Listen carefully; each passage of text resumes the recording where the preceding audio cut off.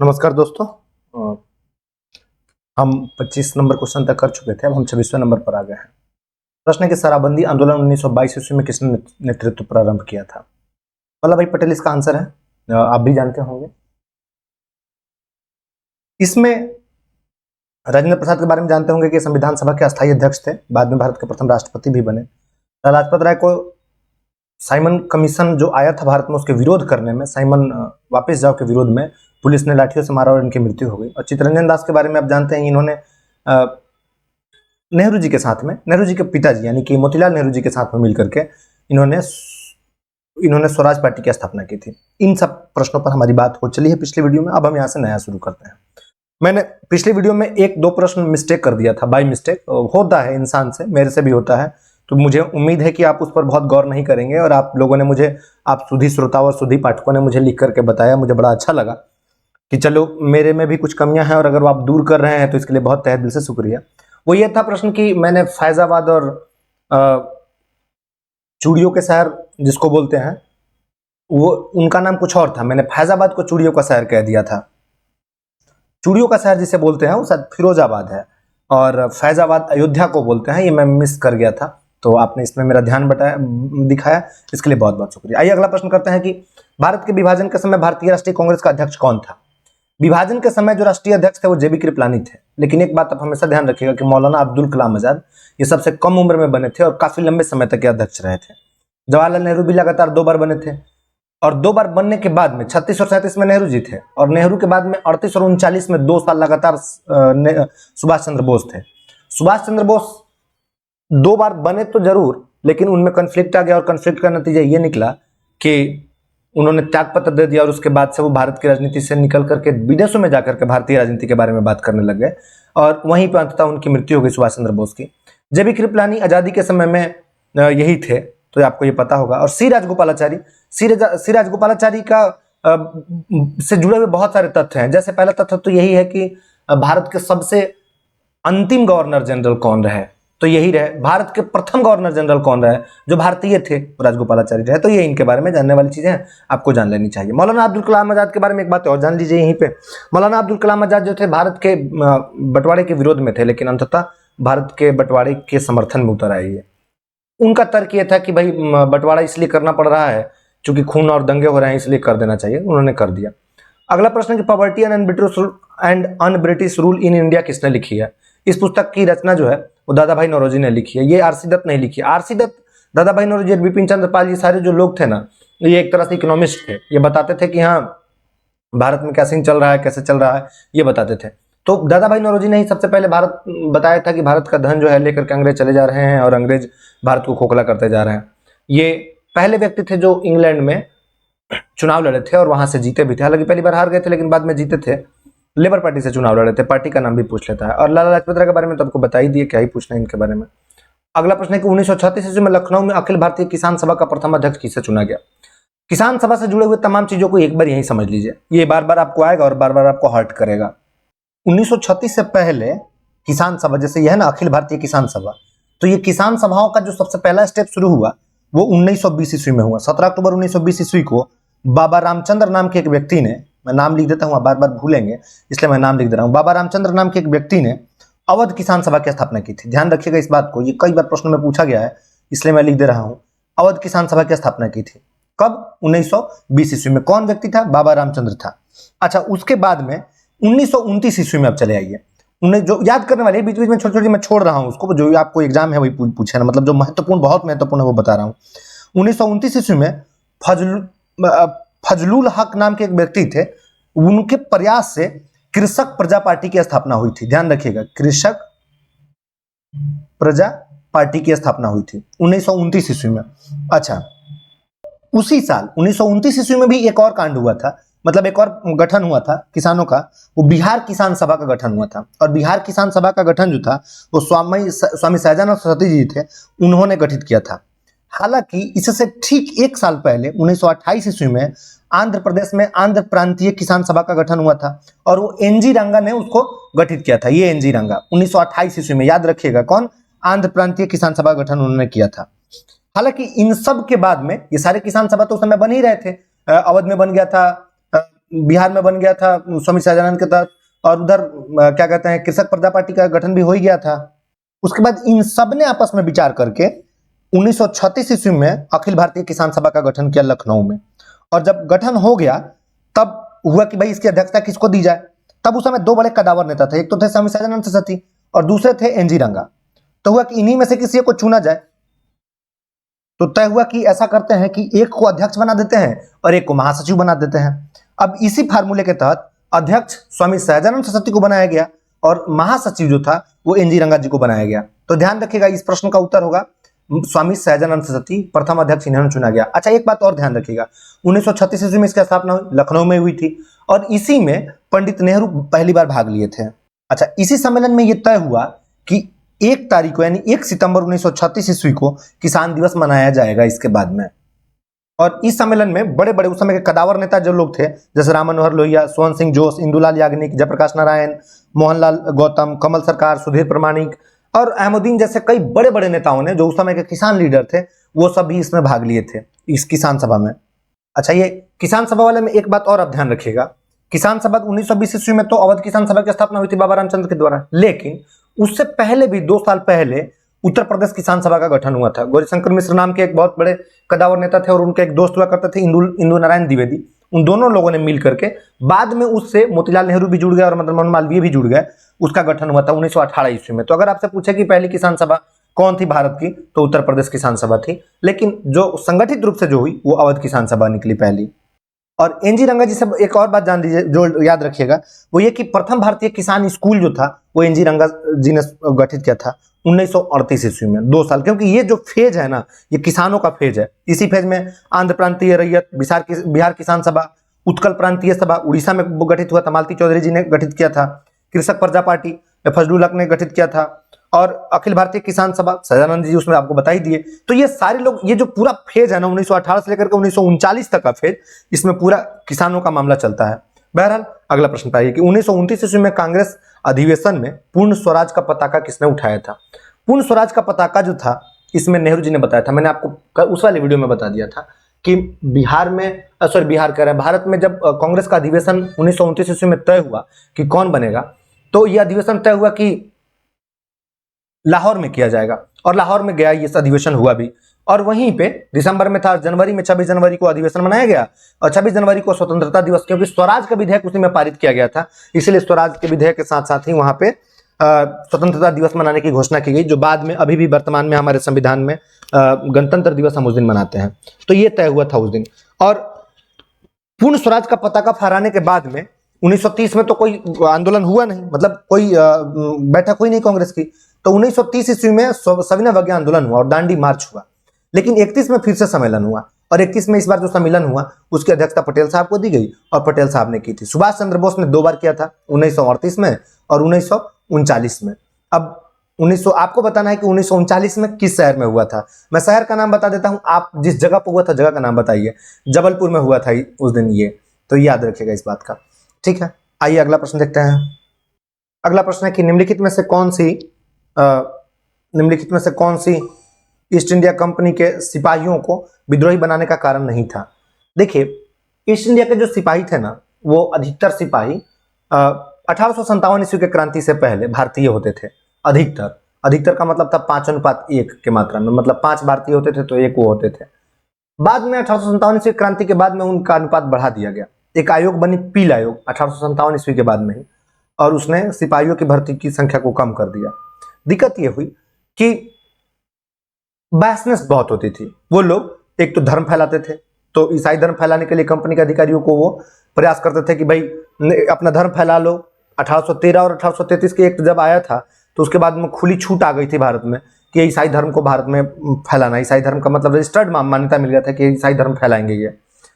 फिर दिक्कत यह हुआ कि धीरे धीरे वो भारतीयों के साथ में बहसनेस तो कर ही रहे थे, धीरे धीरे उनका हक भी मारने लग गए। और भारतीयों के मन में एक शंका थी कि अगर हम जहाज से चढ़ करके समुद्र पार करेंगे तो हमारा धर्म भ्रष्ट हो जाएगा। अब इस चक्कर में वो धर्म भ्रष्ट न हो, विद्रोह करते थे और वो मारे जाते थे। फिर दूसरा हुआ, हद तो तब हो गई कि जब वो बंदूक लेकर के आए, और बंदूक में अफवाह फैल गई कि बंदूक में जो राइफल आई थी, उस राइफल में कारतूस खोलने के लिए दांत का उपयोग करना पड़ता था। कारतूस गोली को बोलते हैं। तो वो एक तरह का गोली ही था, तो उसको दांत से खोल करके वो निकाल करके उसमें भरना होता था बंदूक में। तो अफवाह फैली कि ये शुगर और गाय की चर्बी से बना हुआ है। अब इसे हिंदू और मुसलमान दोनों आहत हो गए। अब जैसे ही ये जब आहत हो गए तब हुआ कि यार अब तो मामला जमेगा नहीं, और फिर ये एक तत्कालिक कारण बना 1857 ईस्वी क्रांति का, और ये क्रांति फैल गया। तो ये दोनों ही कारण नहीं था, मतलब ये दोनों तो थे, इसकी वजह से विद्रोही हो रहे थे। भत्ते की रोकथाम भी होने लग गया था। पहले डाक फ्री में जाता था, बाद में डाक पर पैसा लगने लगा, तो ये और विद्रोही हो गए। तो इससे उनके भत्ते पर विद्रोहपन बढ़ा, और वो एक तरह से इस स्थिति में आ गए कि अब वो कंट्रोल नहीं कर पा रहे थे खुद को। फिर अंततः विद्रोह हुआ। हाँ, उनके जो अधिकारी थे वो अक्षम नहीं थे, वो सही अक्षम अधिकारी थे, बहुत सफिशियंट थे, इसीलिए ये कारण नहीं हो सकता है। बाकी इसके आंसर ये, मानी इसका आंसर डी होगा 31 का आंसर का। ये तीनों आंसर तो उसको थे ही, मतलब ये उसके कारण थे। निम्नलिखित में से किसने अंग्रेज ईस्ट इंडिया कंपनी के शासन या नियंत्रण के खिलाफ बगावत नहीं की थी? देखिए, बगावत न करने वाले लोगों में न बड़े सारे लोग थे। 1857 ईस्वी क्रांति के समय में बड़े सारे दरबारी लोग ऐसे थे जिन्होंने बगावत नहीं किया था, और सबसे बड़ा था कि हैदराबाद का निजाम, इसने नहीं किया था। हालांकि और ऑप्शन में था तो ग्वालियर ने नहीं किया था, ग्वालियर ने सपोर्ट किया था। ग्वालियर के राजा जो थे सिंधिया, वो सपोर्ट किया था, और कैनिंग ने कहा भी था कि अगर ग्वालियर के राजा सपोर्ट ना करते तो आज हम हवा की भांति उड़ जाते। ये स्थिति थी ग्वालियर की। बहरहाल अगला प्रश्न देखते हैं कि नील विद्रोह किसके बारे में था? नील विद्रोह जो था वो 2 बार हुआ है भारतीय, मतलब भारतीय परिदृश्य में अगर आप देखेंगे।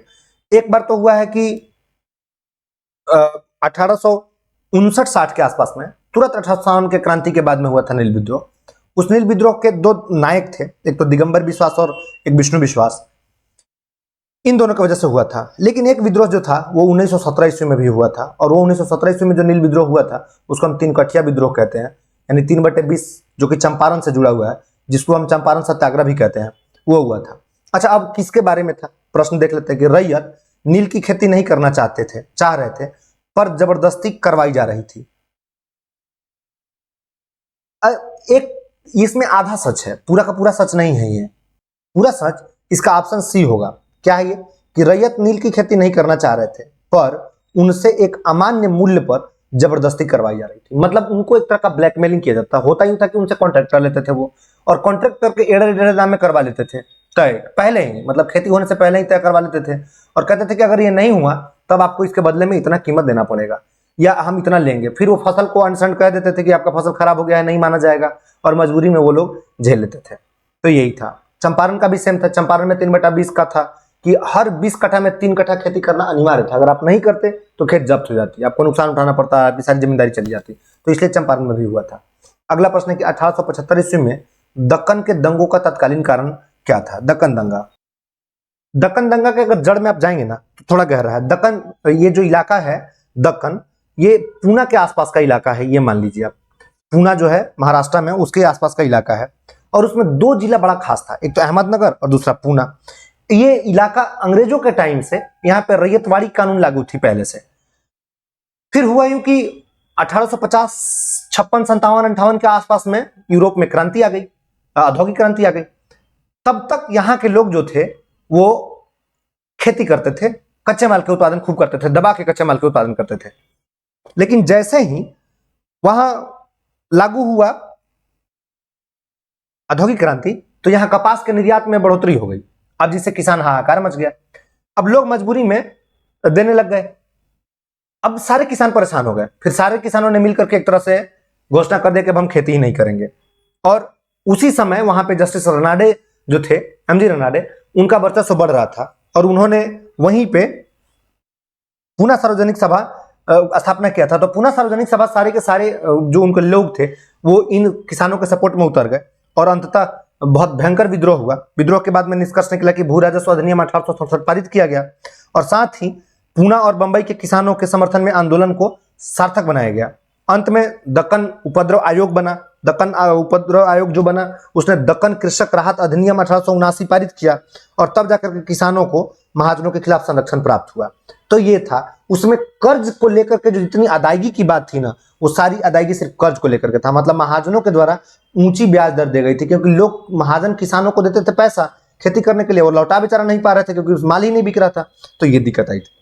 अगला प्रश्न है कि रजनी पामदत्त ने कहा वे साम्राज्यवाद से लड़ते भी थे और सहयोग भी करते थे। उन्होंने किस राजनीतिक गठबंधन के बारे में ये बात कही थी? एक ही तो पार्टी थी उस समय, भारतीय राष्ट्रीय कांग्रेस, उसी के बारे में था, रजनी पामदत्त ने कहा था। अब आप यहीं पे जान लीजिए कि कांग्रेस के बारे में कौन क्या कहा था। सबसे पहले कांग्रेस के बारे में जिन्होंने कहा था वो डफरिन ही था। डफरिन के समय में कांग्रेस की स्थापना हुई थी, तो उसी ने कहा था कि यह जनता के उस अल्पसंख्यक वर्ग का प्रतिनिधित्व करता है जिसका संख्या सूक्ष्म है। मतलब अल्पसंख्यक वर्ग के प्रतिनिधित्व की बात अल्पसंख्यक वर्ग के प्रतिनिधित्व की बात डफरिन ने कहा था। अच्छा, उसके बाद में कर्जन ने कहा था कि कांग्रेस अपनी मौत की घड़ियां गिन रही है।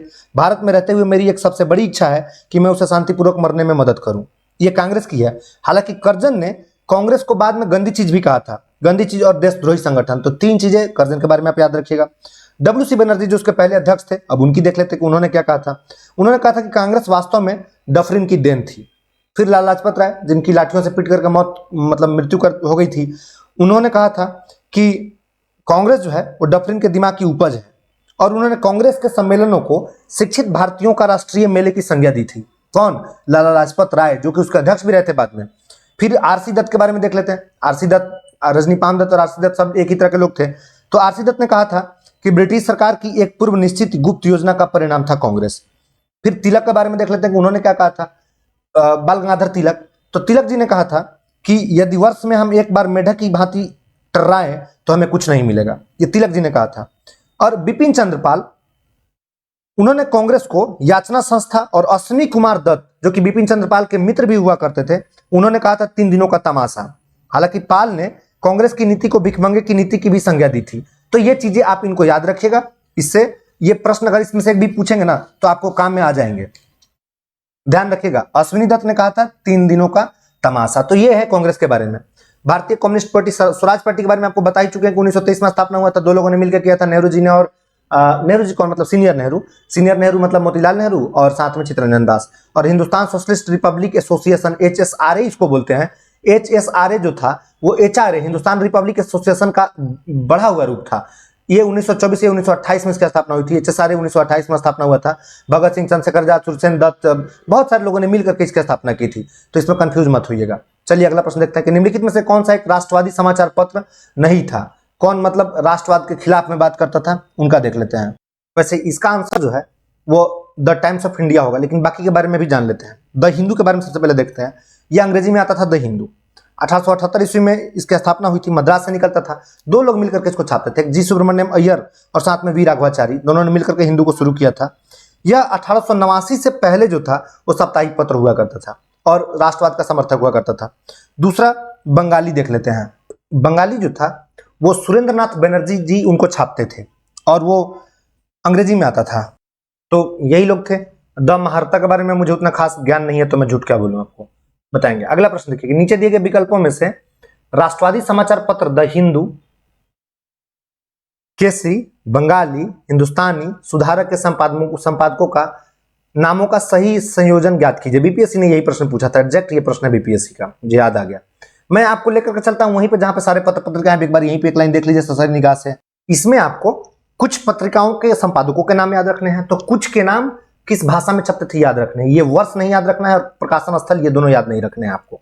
कौन सा? बंगाल गजट, ये सबसे पहला था, अंग्रेजी में छपा था। जेम्स अगॉस्ट हिकी ने इसकी स्थापना की थी, सफल नहीं हुआ था। संवाद कॉमेडी और मिरातुल अखबार जो है, ये दोनों के दोनों राजा राम मोहन राय ने किया था। बंगदूत जो था ये भी राजा राम मोहन राय ने ही किया था, मतलब इसकी स्थापना किया था, इसके संपादक हुआ करते थे। उदंड मार्तंड जो था ये जुगल किशोर नाम के व्यक्ति ने इसको छापा था और ये भारत का पहला साप्ताहिक समाचार पत्र था जो कि हिंदी में छपता था। साल नहीं भी याद रखेंगे कोई बात नहीं, चलेगा। अमृत बाजार पत्रिका, शिशिर कुमार घोष, पहले तो मोतीलाल घोष छापते थे, बाद में शिशिर कुमार घोष छापने लगे। रातों रात की पत्रिका बदल कर अंग्रेजी में हो गई थी, बांग्ला में पहले छपती थी। और 1878 ईस्वी में जब वो आया, एक्ट आया, तो उसमें रातों रात छप करके अंग्रेजी में आ गया था, ये याद रखिएगा। पायोनियर जो था जॉर्ज एलन ने इसको छापा था, अंग्रेजी में छपता था। सोम प्रकाश बांग्ला में छपता था, विश्वचंद्र विद्यासागर इसको बंगाल, चूंकि पश्चिम बंगाल में रहते थे, कोलकाता में रहते थे, तो वहीं से छापते थे ईश्वरचंद्र विद्यासागर। द हिंदू के बारे में भी आपको बताया था, ये 1878 ईस्वी में छपी थी, अंग्रेजी में छपती थी और 2 लोग छापते थे, वी राघवाचारी और जी सुब्रमण्यम अय्यर। केसरी और मराठा 2 पत्रिकाएं बाल गंगाधर तिलक की थी, तो याद रखिएगा केसरी जो था ये मराठा में छपता था और मराठा जो था ये अंग्रेजी में छपता था। दोनों के दोनों, चूंकि बाल गंगाधर तिलक का इलाका पुणे में था। अभी कुछ दिन पहले ही बाल गंगाधर तिलक के प्रपौत्र से मेरी मुलाकात हुई थी, मेरे बड़े अच्छे मित्र भी हैं वो, वहां पे पुणे में लोकल लीडर भी हैं, इन दिनों चुनाव में भी वो सक्रिय भूमिका निभा रहे हैं। तो उनसे मेरी मुलाकात हुई थी। रफ्त गोस्तार, ये दादा भाई नौरोजी ने छापा था। चूंकि गुजरात इलाका था, पहले क्या था ना, आजादी से पहले, आजादी के कुछ दिन बाद तक भी ये स्थिति रही कि गुजरात और महाराष्ट्र दोनों एक ही राज्य हुआ करते थे। तो रहते तो थे बंबई में, लेकिन उनका कार्य क्षेत्र गुजरात भी हुआ करता था। तो दादा भाई नौरोजी का जो इलाका था वो गुजरात माना जाता है। तो रफ गोस्तार उन्होंने लिखा था। नेटिव ओपिनियन जो था ये बी एन मांडलिक ने लिखा था। बंगाली जो था ये सुरेंद्रनाथ बनर्जी जी ने छापा था। और दर्पण था बाल शास्त्री, प्रथम मराठा समाचार पत्र था ये बाल शास्त्री, इसको याद रखिएगा। बाल शास्त्री के द्वारा जो छपा था दर्पण, वो छपा था। कॉमनवेल्थ और एनी बेसेंट का था। एनी बेसेंट का एक और था,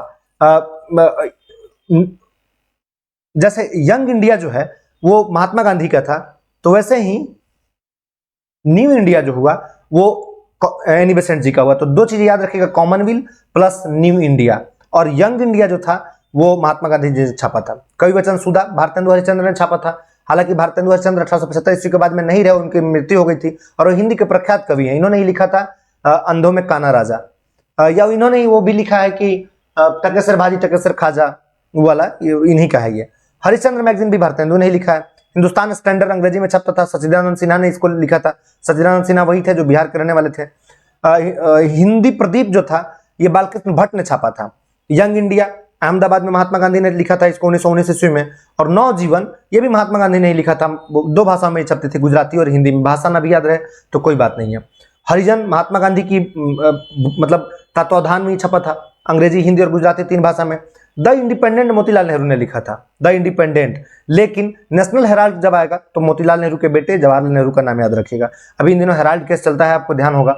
हिंदुस्तान टाइम्स अंग्रेजी में छपता था। दिल्ली के कुछ स्रोतों में बंबई भी है। के एम पन्नीकर हिंदुस्तान टाइम्स को छापते थे। द ट्रिब्यून अंग्रेजी में छपता था, दयाल सिंह मजीठिया छापते थे। अल हिलाल और अल बिलाग दो चीजें हैं, दोनों उर्दू में छपता था। मौलाना साहब छापते थे, मौलाना अब्दुल कलाम आजाद। और कॉमरेड था, मोहम्मद अली छापते थे। कॉमरेड और हमदर्द दो पत्रिकाएं थी, कॉमरेड अंग्रेजी में और हमदर्द उर्दू में। मोहम्मद अली छापते थे इसको। प्रताप हिंदी में छपता था। गणेश शंकर विद्यार्थी थे, इन्होंने सबसे पहले बिजौलिया आंदोलन की चर्चा की थी, तो ये भी इसको याद रखिएगा। गदर मैगजीन दो जगह से निकलते थे, एक उर्दू में और एक पंजाबी में। दोनों के दोनों सैन फ्रांसिस्को से निकलते थे। उर्दू वाला अंक लिखते थे लाला हरदयाल और पंजाबी वाला लिखते थे करतार सिंह। तो करतार सिंह पंजाबी थे, तो याद रखिएगा पंजाबी वाला भी करतार सिंह से छपवाइएगा। हिंदू पैट्रियाट जो था ये अंग्रेजी में छपता था। इसके दो पहले तो हरिश्चंद्र मुखर्जी थे, बाद में ये गिरीश चंद्र घोष इसके संपादक माने गए, मतलब बन गए थे वो गिरीश चंद्र घोष। फिर द इंडियन सोशियोलॉजिस्ट था, वो अंग्रेजी में छपता था। ये छपा कहाँ पहले तो लंदन में थे, 1905 ईस्वी तक तो लंदन में थे वो, तो लंदन में छपा। फिर भाग करके पेरिस चले गए। फिर पेरिस से वो चले गए जिनेवा। जिनेवा मतलब जर्मन के स्विट्जरलैंड के पास में जिनेवा, वहाँ जर्मन रास्ते से गए थे वो। वहीं पे हिटलर से भी और सुभाष चंद्र बोस से मिले थे। मिले तो नहीं थे वो, मिलते तो क्या ही, लेकिन उसी रास्ते पर सुभाष चंद्र बोस बाद में चल करके गए, वही वाला रास्ता अपनाया था। व्यक्ति थे श्यामजी कृष्ण वर्मा, इन्होंने लंदन में इंडियन हाउस की स्थापना की थी। श्यामजी कृष्ण वर्मा वही में, उसी में बाद में इन्होंने जाकर के रहा था, क्या नाम है इनका, सावरकर साहब ने, और वहीं से पकड़े गए थे। एक तरह से क्रांतिकारियों का गढ़ हो गया था वो। भारत मित्र, मुझे सोशलॉजिस्ट से याद आया कि किसी मित्र ने कमेंट किया था कि भाई वो जो थे, क्या नाम था, जनरल डायर और जनरल ओ डायर। हाँ बिल्कुल, आप सही कमेंट किए थे कि जनरल डायर पहले ही मर गए थे, और वो जो मरा था वो कोई और व्यक्ति मरा था, इस बात का मुझे याद है। लेकिन दोनों जनरल डायर उस पंजाब के कांड में सम्मिलित थे, याद रखिएगा। मैंने भी किसी पुस्तक में इस बात का अध्ययन किया है। तो भारत मित्र का संपादन जो है ये बाल मुकुंद गुप्ता और अंबिका चरण मजुमदार शायद है। हाँ, अंबिका प्रसाद वाजपेयी है, उन्होंने किया था 1878 ईस्वी में। तो इतना आप याद रखिएगा, इतने से बहुत है, इतने में से ही आएगा। तो आइए अब इस प्रश्न का आंसर देख लेते हैं। द हिंदू के संपादक कौन थे? तो अभी आपको बताया था जी सुब्रमण्यम अय्यर, तो जी सुब्रमण्यम द हिंदू के थे। केसरी और मराठा दो तिलक जी लिखते थे, ये भी मैंने आपको बता दिया। बंगाली सुरेंद्रनाथ बनर्जी लिखते थे, ये भी आपको बता दिया। और हिंदुस्तानी तथा सुधारक दो ऐसे थे कि जिसको हिंदुस्तानी को गंगा प्रसाद वर्मा लिखते थे और सुधारक को गोपाल कृष्ण गोखले लिखते थे। गोपाल कृष्ण गोखले उसका संपादन किया था, तो गोपाल कृष्ण गोखले के हिस्से में गया। तो ये ऑप्शन ए नहीं है, ऑप्शन इसका देख लेते हैं ऊपर है, ये डी इसका ऑप्शन है। जी सुब्रमण्यम अय्यर, बाल गंगाधर तिलक, सुरेंद्रनाथ बनर्जी, गंगा प्रसाद वर्मा और गोपाल कृष्ण गोखले। अगला प्रश्न है कि सरकार के विरोध में असेंबली में बम फेंकने के समय भगत सिंह की उम्र क्या थी? देखिए, एक तरह का सवाल है ना, बाउंस करने वाला सवाल है। अगर ये सवाल आएगा तो आप या हम कोई भी हो इसमें बाउंस कर ही जाएंगे, लेकिन चूंकि तुक्का ही मारना है यहाँ पर, और तुक्का सबसे बेस्ट तरीके से लगाना है। अब चूंकि निगेटिव मार्किंग भी खत्म हो गया, तो मैंने तुक्का मारा था 21 साल से थोड़ा ज्यादा, और यही एग्जैक्ट आंसर भी हुआ था इसका कि 21 साल से थोड़ा ज्यादा इसका आंसर था। वो कब मतलब कितने उसके उम्र के थे। अगला प्रश्न है कि जालियांवाला बाग नरसंहार किस गांधीवादी सत्याग्रह के संबंध में हुआ था? जालियांवाला बाग जो था वो रॉलेट एक्ट के विरोध में हुआ था। रॉलेट एक्ट जो था उसे लोग त्राहिमाम कर चुके थे। रॉलेट एक्ट एक ऐसा कानून था कि ना कोई दलील ना कोई अपील, सीधे जेल में। तो उसी के खिलाफ में रॉलेट सत्याग्रह हुआ था और फिर उसी के जवाब देने के लिए जालियांवाला बाग हत्याकांड हुआ। और इस हत्याकांड ने गांधी जी के कॉन्फिडेंस को लो कर दिया। हालांकि गांधी जी इसके बाद तुरंत एक बड़ा आंदोलन खड़ा किए और लोगों को इसमें समाहित कर दिए। स्वदेशी आंदोलन का पता है कि 1905 ईस्वी में हुआ था। 1905 ईस्वी में कोलकाता में हुआ था। बंगाल विभाजन के अवसर पर लॉर्ड कर्जन जो थे उसके कर्ता धर्ता थे, उन्हीं की वजह से विभाजन हुआ था। लेकिन बाद में सुरेंद्र बनर्जी जैसे लोग और आनंद मोहन बोस जैसे लोग और फिर और भी बड़े सारे नेताओं ने मिलकर के किया था। उसमें रविन्द्रनाथ टैगोर ने कहा था कि रक्षाबंधन का त्यौहार मनाने के लिए। बारदोली की सत्याग्रह, बारदोली में जो किसान आंदोलन था उसका नेतृत्व पटेल साहब ने किया था। उसी में उनको सरदार की उपाधि मिली थी। और व्यक्तिगत सत्याग्रह जो था ये 1940 ईस्वी में किया गया था। व्यक्तिगत सत्याग्रह में जो मुख्य पहला व्यक्ति थे, पहले विनोबा भावे थे, दूसरे पर नेहरू जी थे, मोतीलाल नेहरू थे और तीसरा पर ब्रह्मदत्त थे। दूसरे तीसरे में शायद अंतर हो सकता है, सीटिंग चेंजेस हो सकता है, यही तीनों लोग थे, इन्हीं तीनों को बनाया गया था। महात्मा गांधी ने 1930 के बाद में कोई अगर आंदोलन किया था तो ये 1940 का व्यक्तिगत सत्याग्रह किया था, जिसको हम दिल्ली चलो आंदोलन भी कहते हैं। और इसी आंदोलन के बाद में, इसी भूमिका के बाद में 1942 ईस्वी में भारत छोड़ो आंदोलन शुरू किया गया था। 40 नंबर प्रश्न है कि अतः सदैव सहमति के साथ और अक्सर वाणिज्य मंडल के निर्देशों पर भारत सरकार चलती है और इसे व्हाइट मैंस बर्डन कहा जाता था। यह कथन किसका था? यह कथन सच्चिदानंद सिन्हा साहब का था। सच्चिदानंद सिन्हा थे, वो चाहते थे कि बिहार का बंटवारा हो जाए। उनकी बहुत प्रयासों से वो संभव भी हुआ। हालांकि बाद में संविधान सभा के अस्थायी अध्यक्ष भी बने सच्चिदानंद सिन्हा। राजेंद्र प्रसाद के बारे में आप जानते हैं, महात्मा गांधी के बारे में क्या ही छुपा है आपसे। और बंकिम चंद्र चटर्जी ने, आपको पता होगा कि हमारा वंदे मातरम इन्होंने लिखा है। इतना ही है इसमें जानने वाली चीजें। निम्नलिखित में से महात्मा गांधी का भारत में पहला सत्याग्रह कौन सा था?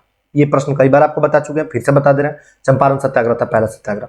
अहमदाबाद में उन्होंने हड़ताल आंदोलन किया था, भूख रखा था और यहीं पर ट्रस्टीशिप का सिद्धांत दिया था। यह साल था 1918, जगह था गुजरात। और बारदोली में महिलाओं ने आंदोलन किया था। 1928 की बात है मेरे ख्याल से।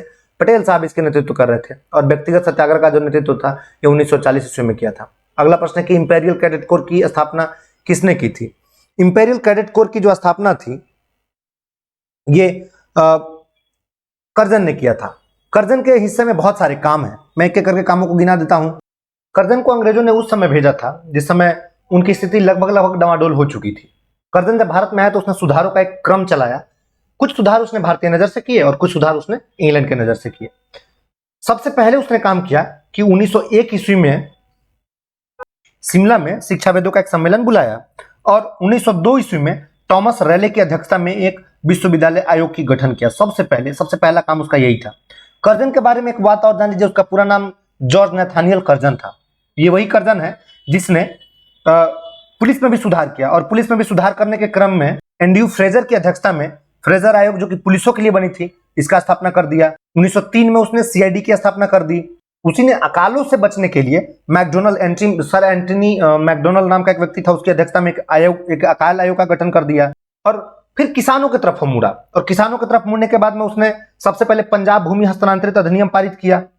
इतना ही नहीं, उसने क्या नाम था उसका, स्कॉट मॉन क्रीक, उसकी अध्यक्षता में एक सिंचाई आयोग की अध्यक्षता स्थापना कर दी। और उसी के समय में पूसा कृषि अनुसंधान संस्थान की स्थापना हुई थी 1905 के बिहार के समस्तीपुर में, जिसको बाद में उठा करके लेके दिल्ली चलाया। उसने आर्थिक क्षेत्र में भी बड़े सुधार किए थे। उसी का बनाया हुआ एक्ट था जो अभी भी भारत में लागू है, इंडियन करेंसी एक्ट, जिसको हम इंडियन करेंसी अधिनियम बोलते हैं। 1899 में इसने पारित करवाया था। उसी ने 1 पाउंड को 15 रुपए के बराबर निर्धारित किया था। ये सब कर्जन ने किया था। हालांकि ये सब हिंदुस्तान के हिसाब से नहीं किया था, ये सब अंग्रेजों के हिसाब से किया था। फिर इसने कलकत्ता कारपोरेशन अधिनियम पारित किया और प्राचीन स्मारक अधिनियम भी लेकर के आया। इतना, और सबसे अंत में जो सबसे खतरनाक काम उसने किया वो यही बंगाल का विभाजन कर दिया। बंगाल का विभाजन एक तरह का एक ऐसा उपक्रम था कि लोगों के मन में त्राहिमाम कर दिया। शिमला में बैठा हुआ था, शिमला में बैठे बैठे बंगाल के विभाजन की घोषणा कर दी उसने। अब इसका असर यह हुआ कि 16 अक्टूबर 1905 के दिन जब बंगाल विभाजन की तिथि थी, उसी दिन लोगों ने शोक दिवस मनाया। अंततः लोग उसको, मतलब क्या, गोखले ने उनकी तुलना औरंगजेब से कर दी थी। बस एक यही चीजें है करजन अंत में जाने से पहले रेजिग्नेशन मतलब त्याग पत्र देकर के गया, वो अपने पूरा कार्यकाल कर नहीं पाया वो। अब है लॉर्ड रिपन। लॉर्ड रिपन के 2-3 चीजें मुख्य जान लीजिए। इसको भारतीय उदारक कहा जाता है इसको, भारत का, क्योंकि इसके समय में पंचायती राज व्यवस्था का स्थापना हुआ था रिपन के समय में। ये बड़ा लिबरल व्यक्ति था, क्योंकि 1881 ईस्वी में इसने उस क्षेत्र पर ध्यान दिया जिस क्षेत्र पर किसी ने ध्यान नहीं दिया था, और वो था मजदूर। क्योंकि 1881 ईस्वी में प्रथम कारखाना अधिनियम ले आया। फिर 82 ईस्वी में लीटन के वर्नाकुलर प्रेस एक्ट था, उसको रिपन ने रद्द कर दिया। लीटन का काम रिपन ने रद्द किया, ये भी ध्यान रखिएगा। और 1982 ईस्वी में इसने केंद्र के वित्त व्यवस्था का विभाजन कर दिया इसने, रिपन ने। इसी के समय में भारत में पहली बार नियमित जनगणना शुरू हुई, मतलब कंटिन्यू रेगुलेट जो पॉपुलेशन काउंटिंग होती है, सेंसस होता है, इसी के समय में शुरू हुआ। इसी के समय में ये एक बिल लेकर के आया था जिसको हम बोलते हैं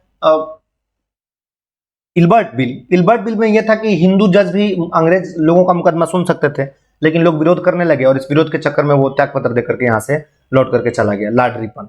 इसको फ्लोरेंस नाइटिंगेल जो है, ये रिपन को भारत का उदारक कहा है उसने, एक संज्ञा इससे दिया गया है।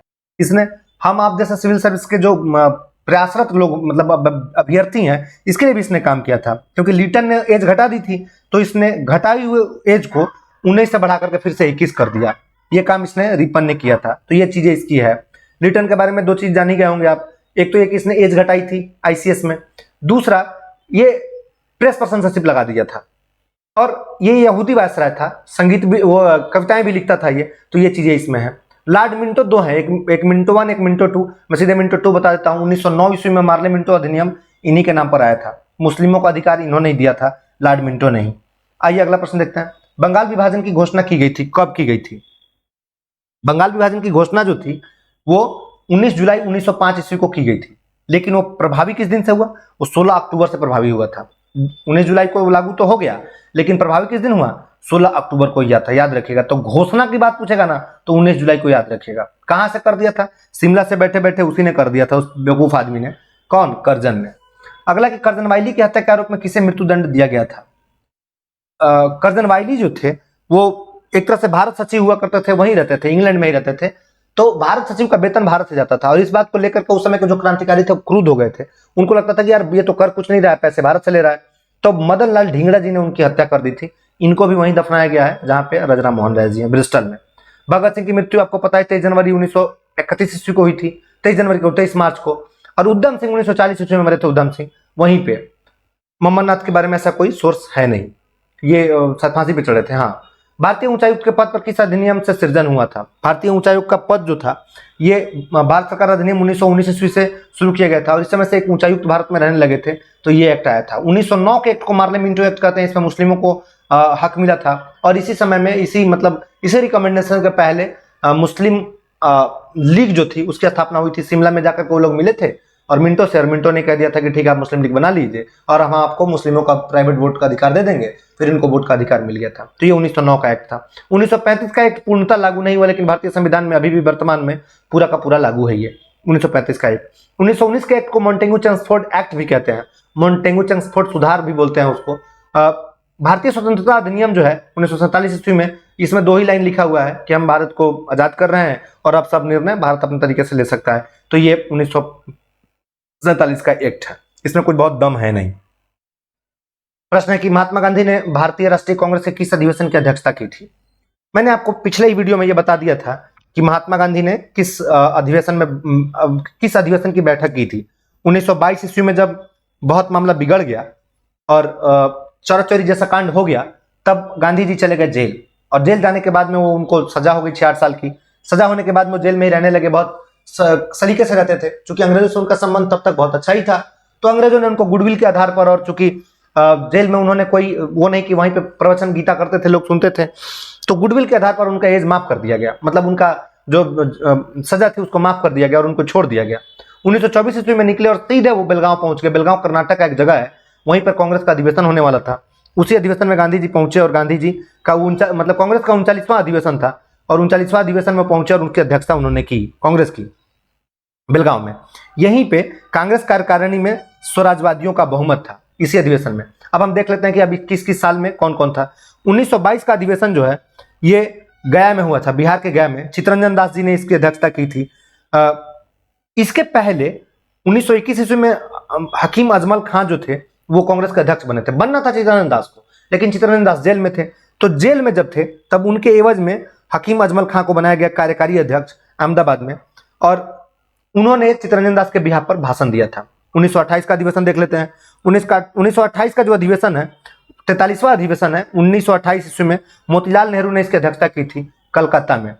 इसके बाद मोतीलाल नेहरू राष्ट्रीय परिदृश्य से गायब हो जाएंगे और इसी के बाद 1929 ईस्वी से नेहरू जी का मतलब जूनियर नेहरू जी यानी कि जवाहरलाल नेहरू जी का आगमन हो जाता है 1929 ईस्वी में, और 1929 ईस्वी में जवाहरलाल नेहरू उसके अध्यक्ष बनते हैं। ध्यान रखिएगा, 28 में बाप, 29 में बेटा। 29 में जब बेटा बनता है तब अधिवेशन कहाँ होती है? लाहौर में होती है, याद रखिएगा। और 1928 ईस्वी में ही 14 सूत्रीय जो मांग थी, 14 सूत्रीय जो एक तरह उनका वो था, एजेंडा था मोतीलाल नेहरू का, अंग्रेजों ने चैलेंज किया था कि अगर तुम्हें दम है तो तुम संविधान बना के दिखाओ, और मोतीलाल नेहरू जी ने संविधान बना के दिखाया था 1928 ईस्वी में।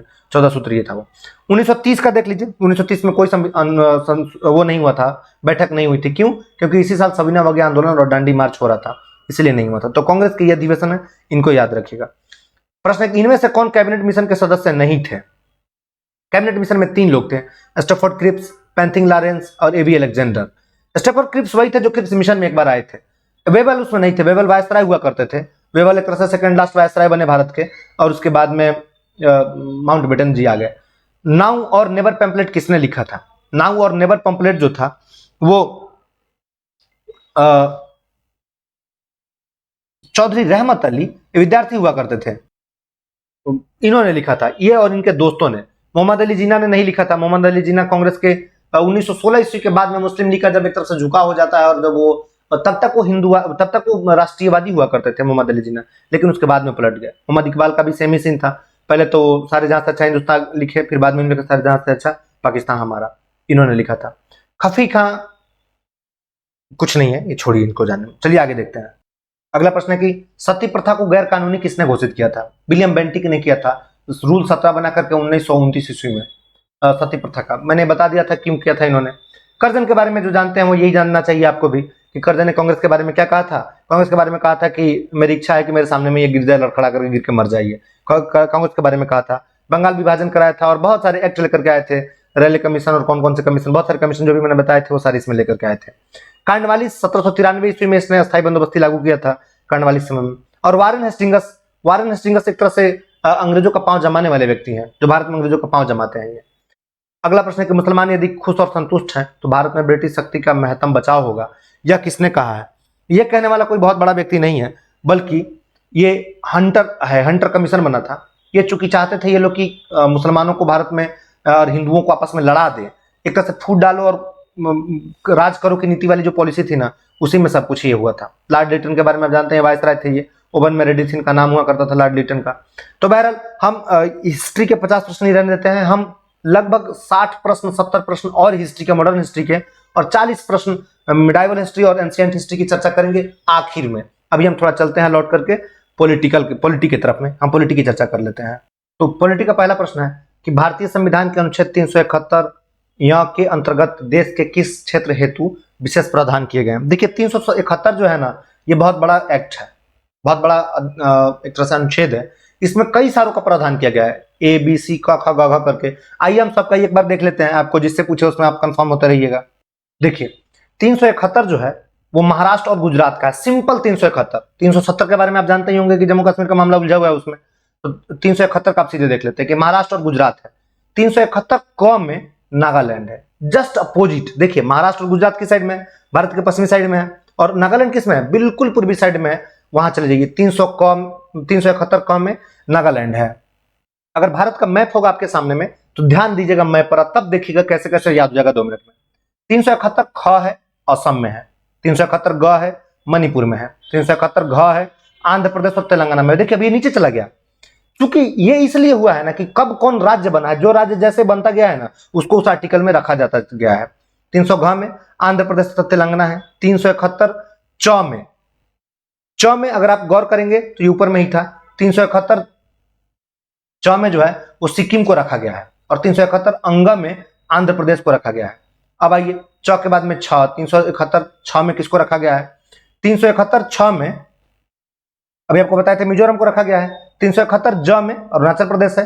झ में गोवा है और यहाँ में कर्नाटक है। ये इन चीजों को आप याद रखेगा कि जहां जहां पूछा जाएगा वहां वहां आप ठोकते जाइएगा इसका आंसर। तो कौन होगा इसका आंसर? इसका आंसर होगा हैदराबाद और कर्नाटक। बाकी तीनों का भी आपको बता ही दिए। संविधान के किस भाग में पंचायती राज व्यवस्था संबंधी प्रावधान किया गया? देखिए, संविधान के भाग जो है टोटल 22 है, 22 भाग, 12 अनुसूची और 395 अनुच्छेद है संविधान के। आइए एक बार सब अनुसूची, सारा अनुच्छेद और सारा अनुसूची, सारा भाग और कुछ महत्वपूर्ण अनुच्छेद एक बार देख लेते हैं लगे हाथ। देखिए, भाग जो है ना, वो संविधान एक पुस्तक है, यूं समझ लीजिए एक बुक है। और अगर हम किसी भी बुक को पलटते हैं तो सबसे पहले विषय सूची आती है कि ये विषय सूची है कि फलाने पेज पर फलाना चीज मिलेगा। तो उसी तरह एक भाग है, भाग एक विषय सूची समझ लीजिए। भाग में मतलब बताया गया है कि पहले से पहले भाग में क्या है, दूसरे भाग में क्या है, तीसरे भाग में क्या है। और अनुसूची जो है वो उस पुस्तक के सबसे अंत में दिया हुआ है। वो एक तरह का रेफरेंस का काम करता है कि अगर तुमको ये चीजें देखनी है तो तुम वहां जाकर भी देख सकते हो, तुम्हें ये पढ़नी है तो तुम वहां देख सकते हो। तो भाग जो है वो ज्यादा होगा, अनुसूची कम होगा, हमेशा याद रखिएगा। कंफ्यूज हो जाते होंगे आप एग्जाम में जाकर के, तो ये कंफ्यूजन दूर रखिएगा। भाग जो है हमेशा ज्यादा होगा, अनुसूची जो होगी वो कम होगी। भाग 22 है और अनुसूची 12 है। हालांकि इन दोनों में बाद में परिवर्तन किए गए हैं। और अनुच्छेद जो है वो 395 है। मतलब भाग के अंदर किताब हो गया, किताब के अंदर भाग है, भाग के अंदर अनुच्छेद है। और इन अनुच्छेदों के लिए रेफरेंसों को जो पढ़ना है वो अनुसूचियों में पढ़ा हुआ है। तो हम देख लेते हैं 12 भाग में क्या है, क्योंकि आपसे बहुत डीप में ना पूछ करके इतनी उम्मीद की जाएगी कि आप भाग को देख लीजिए। और आप बहुत लोड मत लीजिएगा, आप इसको रटिएगा नहीं, जो बता रहा हूं कानों में उसको याद रखिएगा। भाग 1 में देश की बात की गई है, मतलब पूरा देश, पूरे राज्यों की बात की गई है कि मतलब जितने राज्य हैं उसकी बात होगी, अब उसके देश की बात होगी। अब भाग 2 में इस देश और इस राज्य में कौन से रहते हैं लोग, तो लोग रहते हैं, यानी उन लोगों के रहने की नागरिकता से संबंधित बात की गई है भाग 2 में। तो इसका अनुच्छेद जो है वो 5 से लेकर के 11 तक का अनुच्छेद है, याद रखिएगा। भाग 3 में मूल अधिकार है, मतलब अभी आदमी रहेंगे इसमें, तो अब जो लोग रहेंगे संविधान मतलब देश में, तब उनको कुछ हक तो दीजिएगा ना आप। जैसे आप अपने घर में बहू को लेकर के आते हैं या आप शादीशुदा होते हैं तो अपनी पत्नी को लेकर के आते हैं, तो पत्नी के कुछ राइट्स तो होंगे ना। अगर आपकी गर्लफ्रेंड है तो उसकी कुछ राइट्स तो होगी ना, आपका बॉयफ्रेंड होगा तो कोई राइट्स तो होगा ना उनका। या आप उनको पिट्ठू बना कर रखते होंगे, या आप उनको गुड्स बना कर रखती होंगी, या गुड्स बना कर रखते होंगे, जैसे भी होगा, तो उनके कुछ राइट्स होते हैं। तो वो उस राइट्स को कहा गया मूल अधिकार, जो जनता को मिला हुआ है। और इस मूल अधिकार पर अगर कोई भी कानूनी कैंची चली या कोई भी इसको रोकने की कोशिश की, तब उसके लिए 2 जगह लोग बैठे हुए हैं। पहला जगह लोग बैठा हुआ है उसको हम बोलते हैं सुप्रीम कोर्ट एससी, और जो दूसरा जगह लोग बैठा हुआ है उसको हम बोलते हैं हाई कोर्ट। सुप्रीम कोर्ट के पास जो अधिकार है, इस अधिकार से वह रिट दायर करता है। जो अधिकार है उसको जो अधिकार जिस अनुच्छेद के तहत दिया गया उस अनुच्छेद को कहते हैं अनुच्छेद 32। और हाई कोर्ट को जो अधिकार दिया गया है वो है 226। इस अधिकार के तहत तो 5 प्रकार का रिट होता है वो जारी करता है। अगर इसके मूल अधिकार को किसी को रोकेगा तब कोई, जैसे मान लीजिए आपका मूल अधिकार है सोने का अधिकार, ये मैं मान ले रहा हूं कि मूल अधिकार सोने का अधिकार है, और कोई आपके सोने में दखल दे रहा है, तब इसके खिलाफ सुप्रीम कोर्ट खड़ा हो सकती है। जो दखल दे रहा है उसके खिलाफ, आपके सपोर्ट में, आपके समर्थन में, और आप इसके लिए सुप्रीम कोर्ट जा सकते हैं या हाई कोर्ट जा सकते हैं। और उनके पास 5 प्रकार का अधिकार है, उस अधिकार को हम रिट बोलते हैं। रिट 5 प्रकार के हैं, वो अलग हम देखेंगे। तो ये मूल अधिकार है। अच्छा, अब जब अधिकार जनता को दे दिया गया तो भाई उसके राज्य को भी तो अधिकार दिया गया, तो उस राज्य को जो अधिकार दिया गया उसको हम राज्य का नीति निर्देशक तत्व बोलते हैं, उसको हम डीपीएसपी बोलते हैं। अच्छा, मूल अधिकार कहां से कहां तक है, ये जो है वो अनुच्छेद 32 से लेकर के अनुच्छेद 12 से लेकर के अनुच्छेद 32 तक है। क्योंकि 12 में तो 32 नहीं, इसको 35 मान लीजिए, 12 से लेकर के 35 तक है। क्योंकि 5 से लेकर के 11 तक का जो अनुच्छेद है वो नागरिकता पर खत्म हो रही है, तो 11 के बाद यहाँ शुरू होगा। तो 12 से लेकर के 32 तक का अधिकार को हम 35 तक का अधिकार को मूल अधिकार कहते हैं, जो कि भाग 3 में है। अच्छा, मूल अधिकार मिल गया आदमी को, तो भाई उस राज्य को भी तो मिलना चाहिए। देखिए, राजनीति की भाषा में 2 ही पार्टी होती है, एक उसके जनता और एक सरकार। ध्यान रखिएगा, जनता और सरकार। सरकार किसको प्रतिनिधित्व करता है, राज्य का प्रतिनिधित्व करता है। तो मतलब 2 पार्टी हुई, एक जनता हुई और दूसरा राज्य हुआ वहां का, मतलब आमने सामने की प्रतिद्वंदी। जैसे आप अपने घर में 2 लोग हुए, आप और आपके पिताजी, मतलब पिताजी के बाद आप होंगे। तो वैसे ही होता है देश में राज्य होता है, देश को भी राज्य ही माना जाता है। राजनीति की भाषा में देश नहीं होती है, वहां भी राज्य ही होता है, तो उसको राज्य मानते हैं। और जो उसकी जनता होती है उसको नागरिक मानते हैं। तो राज्य का नीति निर्देशक तत्व है अनुच्छेद भाग 4 में, और इसका जो है वो अनुच्छेद 36 से लेकर के 51 तक का है। याद रखिएगा, 36 से लेकर के 51 तक का अनुच्छेद इसमें रखा गया है। 4 क में ये बाद में जोड़ा गया, मूल कर्तव्य 1975 मतलब बाद में जोड़ा गया, 42वें संविधान संशोधन के तहत इसको जोड़ा गया। स्वर्ण सिंह कमेटी ने रिपोर्ट दिया और उसी रिपोर्ट के सिफारिश पर मूल कर्तव्य जोड़े गए। ये 51 क में है। मूल कर्तव्य का मतलब है कि आपको ऐसा करना चाहिए, ये आप नहीं करेंगे तो इसके ऊपर कोई कानूनी क्रिया नहीं हो जाएगी, बस आपको इतना करना चाहिए, ऐसा मान के चलती है सरकार। अब मैं अनुच्छेद नहीं बताऊंगा आपको, अनुच्छेद अलग से पढ़ना ही है। भाग 5 है, इसमें संघ क्षेत्र है। भाग 5 में संघ है, इसी में कार्यपालिका है, इसी में संसद है, इसी में राष्ट्रपति की शक्तियां हैं, राष्ट्रपति की अलग अलग शक्तियां होती हैं, इसी में न्यायपालिका है और इसी में भारत का नियंत्रक महालेखा परीक्षक है। 5 चीजें आती है संघ में। भाग 6 में आएंगे तो राज्य है, राज्य में भी यही चीजें आती है। भाग 1 में साधारण है, भाग 2 में कार्यपालिका है, भाग 3 में राज्य का विधानमंडल है, भाग 4 में राज्यपाल की विधायी शक्तियां हैं और भाग 5 में राज्यों का उच्च न्यायालय है। भाग 6 बढ़ा हुआ है, इसमें अधीनस्थ न्यायालय बोलते हैं, सबऑर्डिनेट्स कोर्ट बोलते हैं, जो कि जिला न्यायाधीशों में होता है। तो ये भाग 6 में है। किस भाग के? भाग 6 के 6 में, याद रखिएगा, भाग 6 में सिर्फ राज्य है। राज्य की सारी मशीनरी जो होती है ना, राज्य सरकार में जितनी चीज आपको देखते होंगे, आप देखते होंगे कि मुख्यमंत्री होते हैं, राज्यपाल होते हैं, हाईकोर्ट होता है, वो सारी चीजें इसी भाग 6 में आती है। भाग 6 के बाद में आता है भाग 7। भाग 7 में ये बाद में संविधान में जोड़ा गया, 7वां संविधान संशोधन के तहत जोड़ा गया। इसमें ऐसा रखा गया कि पहली अनुसूची के भाग, मतलब इसमें वो कानून आते हैं जिन कानूनों पर कोई असर नहीं पड़ता है। ये वो कानून आते हैं जिन पे न्यायपालिका नजर नहीं। देखिए, आप संविधान में कुछ भी संशोधन कर देंगे ना तो ये मान्य नहीं होगा, क्योंकि संविधान का संरक्षक सुप्रीम कोर्ट को बनाया गया। उसको जिस दिन लगेगा कि संविधान में छेड़छाड़ की जा रही है और संविधान के मूल भावनाओं के तहत खेला जा रहा है, तो आपके संशोधन को रद्द कर देगी। तो इसीलिए सुप्रीम कोर्ट का पावर बहुत बढ़ जाता है। हालांकि संविधान संसद जो है बार बार सुप्रीम कोर्ट के पावर को काटती रहती है। तो भाग 7 है इसमें। भाग 8 है, इसमें संघ राज्य क्षेत्र की चर्चा की गई है, यूनियन टेरिटरीज है। भाग 9 को बाद में जोड़ा गया, इसमें पंचायत है। और भाग 9A है, जिसको हम 9 बोलते हैं, इसमें नगर पालिकाएं जोड़ी गई, ये भी बाद में ही जोड़ा गया एक तरह से। भाग 9B ये भी बाद में जोड़ा गया। ये सहकारी समितियां इसमें लाई गई हैं। अभी इसके मंत्री जो हैं वो माननीय श्री अमित शाह जी हैं। भाग 10 लाया गया। भाग 10 में अनुसूचित और जनजाति क्षेत्र रखा गया। भाग 11 में संघ और राज्यों के बीच जो संबंध है उसको रखा गया है। और भाग 12 में बीज संपत्ति संविदाएं और वाद, ये सब चीजें भाग 12 में रखी गई हैं। और आगे देखते हैं, भाग 13 है। भाग 13 में भारत के राज्य के भीतर व्यापार, वाणिज्य और समागम का क्षेत्र रखा गया है। भाग 13 के बाद में भाग 14 रखा गया है, जिसमें संघ और राज्य के अधीन सेवाएं हैं, इसको रखा गया। अभी सेवाओं में 2 तरह की सेवाएं, एक तो नॉर्मल सेवाएं हैं और एक लोक सेवा आयोग है। लोक सेवा आयोग वही जिसके तहत आप एग्जाम देने जा रहे हैं। भाग 14 के क में अधिकरण को रखा गया है, 14 क में, क्योंकि 14 में संघ राज्य और उसके अधीन सेवाएं हैं, उसको रखा गया है। भाग 15 में निर्वाचन है, निर्वाचन आयोग इसको बोलते हैं, इलेक्शन कमीशन, इसमें रखी गई है। भाग 16 में अनुसूचित जातियां, अनुसूचित जनजातियां, पिछड़ा वर्ग, आंग्ल भारतीय संबंधों में विशेष उपबंध किया गया। हालांकि अब आंग्ल भारतीयों के संबंध में जो विशेष उपबंध थे, इन सबको रद्द कर दिया गया है। भाग 17 में राजभाषा को रखा गया है, मतलब राजभाषा की, देश की भाषा कौन सी होगी, पार्लियामेंट की भाषा कौन सी होगी, दी लिपि कौन सी होगी, लिपि के बाद में भारत की राजभाषा कौन सी होगी, इन सब की चर्चा राजभाषा में की गई है। भाग 18 में इमरजेंसी का प्रबंध है, यानी कि आपात उपबंध किया गया है भाग 18 में। भाग 19 को प्रकीर्ण कर दिया गया है। भाग 20 में संविधान का संशोधन है, इसमें एक ही आर्टिकल है। और भाग 21 अस्थायी संक्रमणकालीन और विशेष उपबंध किए गए थे। और भाग 22 में संक्षिप्त नाम, प्रारंभ में हिंदी, प्राधिकृत पाठ और निरसन किया गया है। तो ये मुख्य भाग इसमें आपको याद रखनी है। आप भाग 8-9 तक याद रखेंगे तो ठीक है, एक इमरजेंसी वाला याद रख लीजिएगा, एक राजभाषा आयोग वाला याद रख लीजिएगा, एक संविधान संशोधन वाला याद रखिएगा, 1, 2 और 3, बस इधर उधर 10 तक 11 तक पूरा का पूरा याद रखिएगा। तो इतना ही आपको याद रखना है, ज्यादा नहीं रखना है। अच्छा, आप अनुसूचियों को देख लेते हैं। अनुसूचियों में जो लिखा है आप उतना ध्यान नहीं दे रहा, मैं जो बोलूं बस इसको कान में उतार लेना है। पहला अनुसूची में लिखा है राज्यों के नाम और उसका राज्य क्षेत्र, ये पहली अनुसूची में लिखा गया है। दूसरी अनुसूची में वेतन की बात की गई है, सीधे वेतन पे आ जाइए। किसका किसका वेतन? राष्ट्रपति का वेतन, राज्यपाल का, राष्ट्रपति के पर राज्य में राज्यपाल होते हैं, और लोकसभा का अध्यक्ष है और उपाध्यक्ष है, राज्यसभा का सभापति है और राज्य विधानसभा का अध्यक्ष और उपाध्यक्ष है, राज्य विधान परिषद के सभापति और उपसभापति है, मुख्य न्यायाधीश है, न्यायाधीश है और उच्च न्यायालय के न्यायाधीश है, भारत के नियंत्रक और महालेखा परीक्षक है। इन सब के वेतन की बात की गई है दूसरी अनुसूची में। तीसरी अनुसूची में इन्हीं लोगों के शपथ की बात की गई है, पहले में वेतन, दूसरे में शपथ। ध्यान रखिएगा, आपसे बहुत डीप में नहीं पूछेगा, इतना ही पूछेगा तीसरी अनुसूची में क्या है, तो मैं आपको बता दे रहा हूं।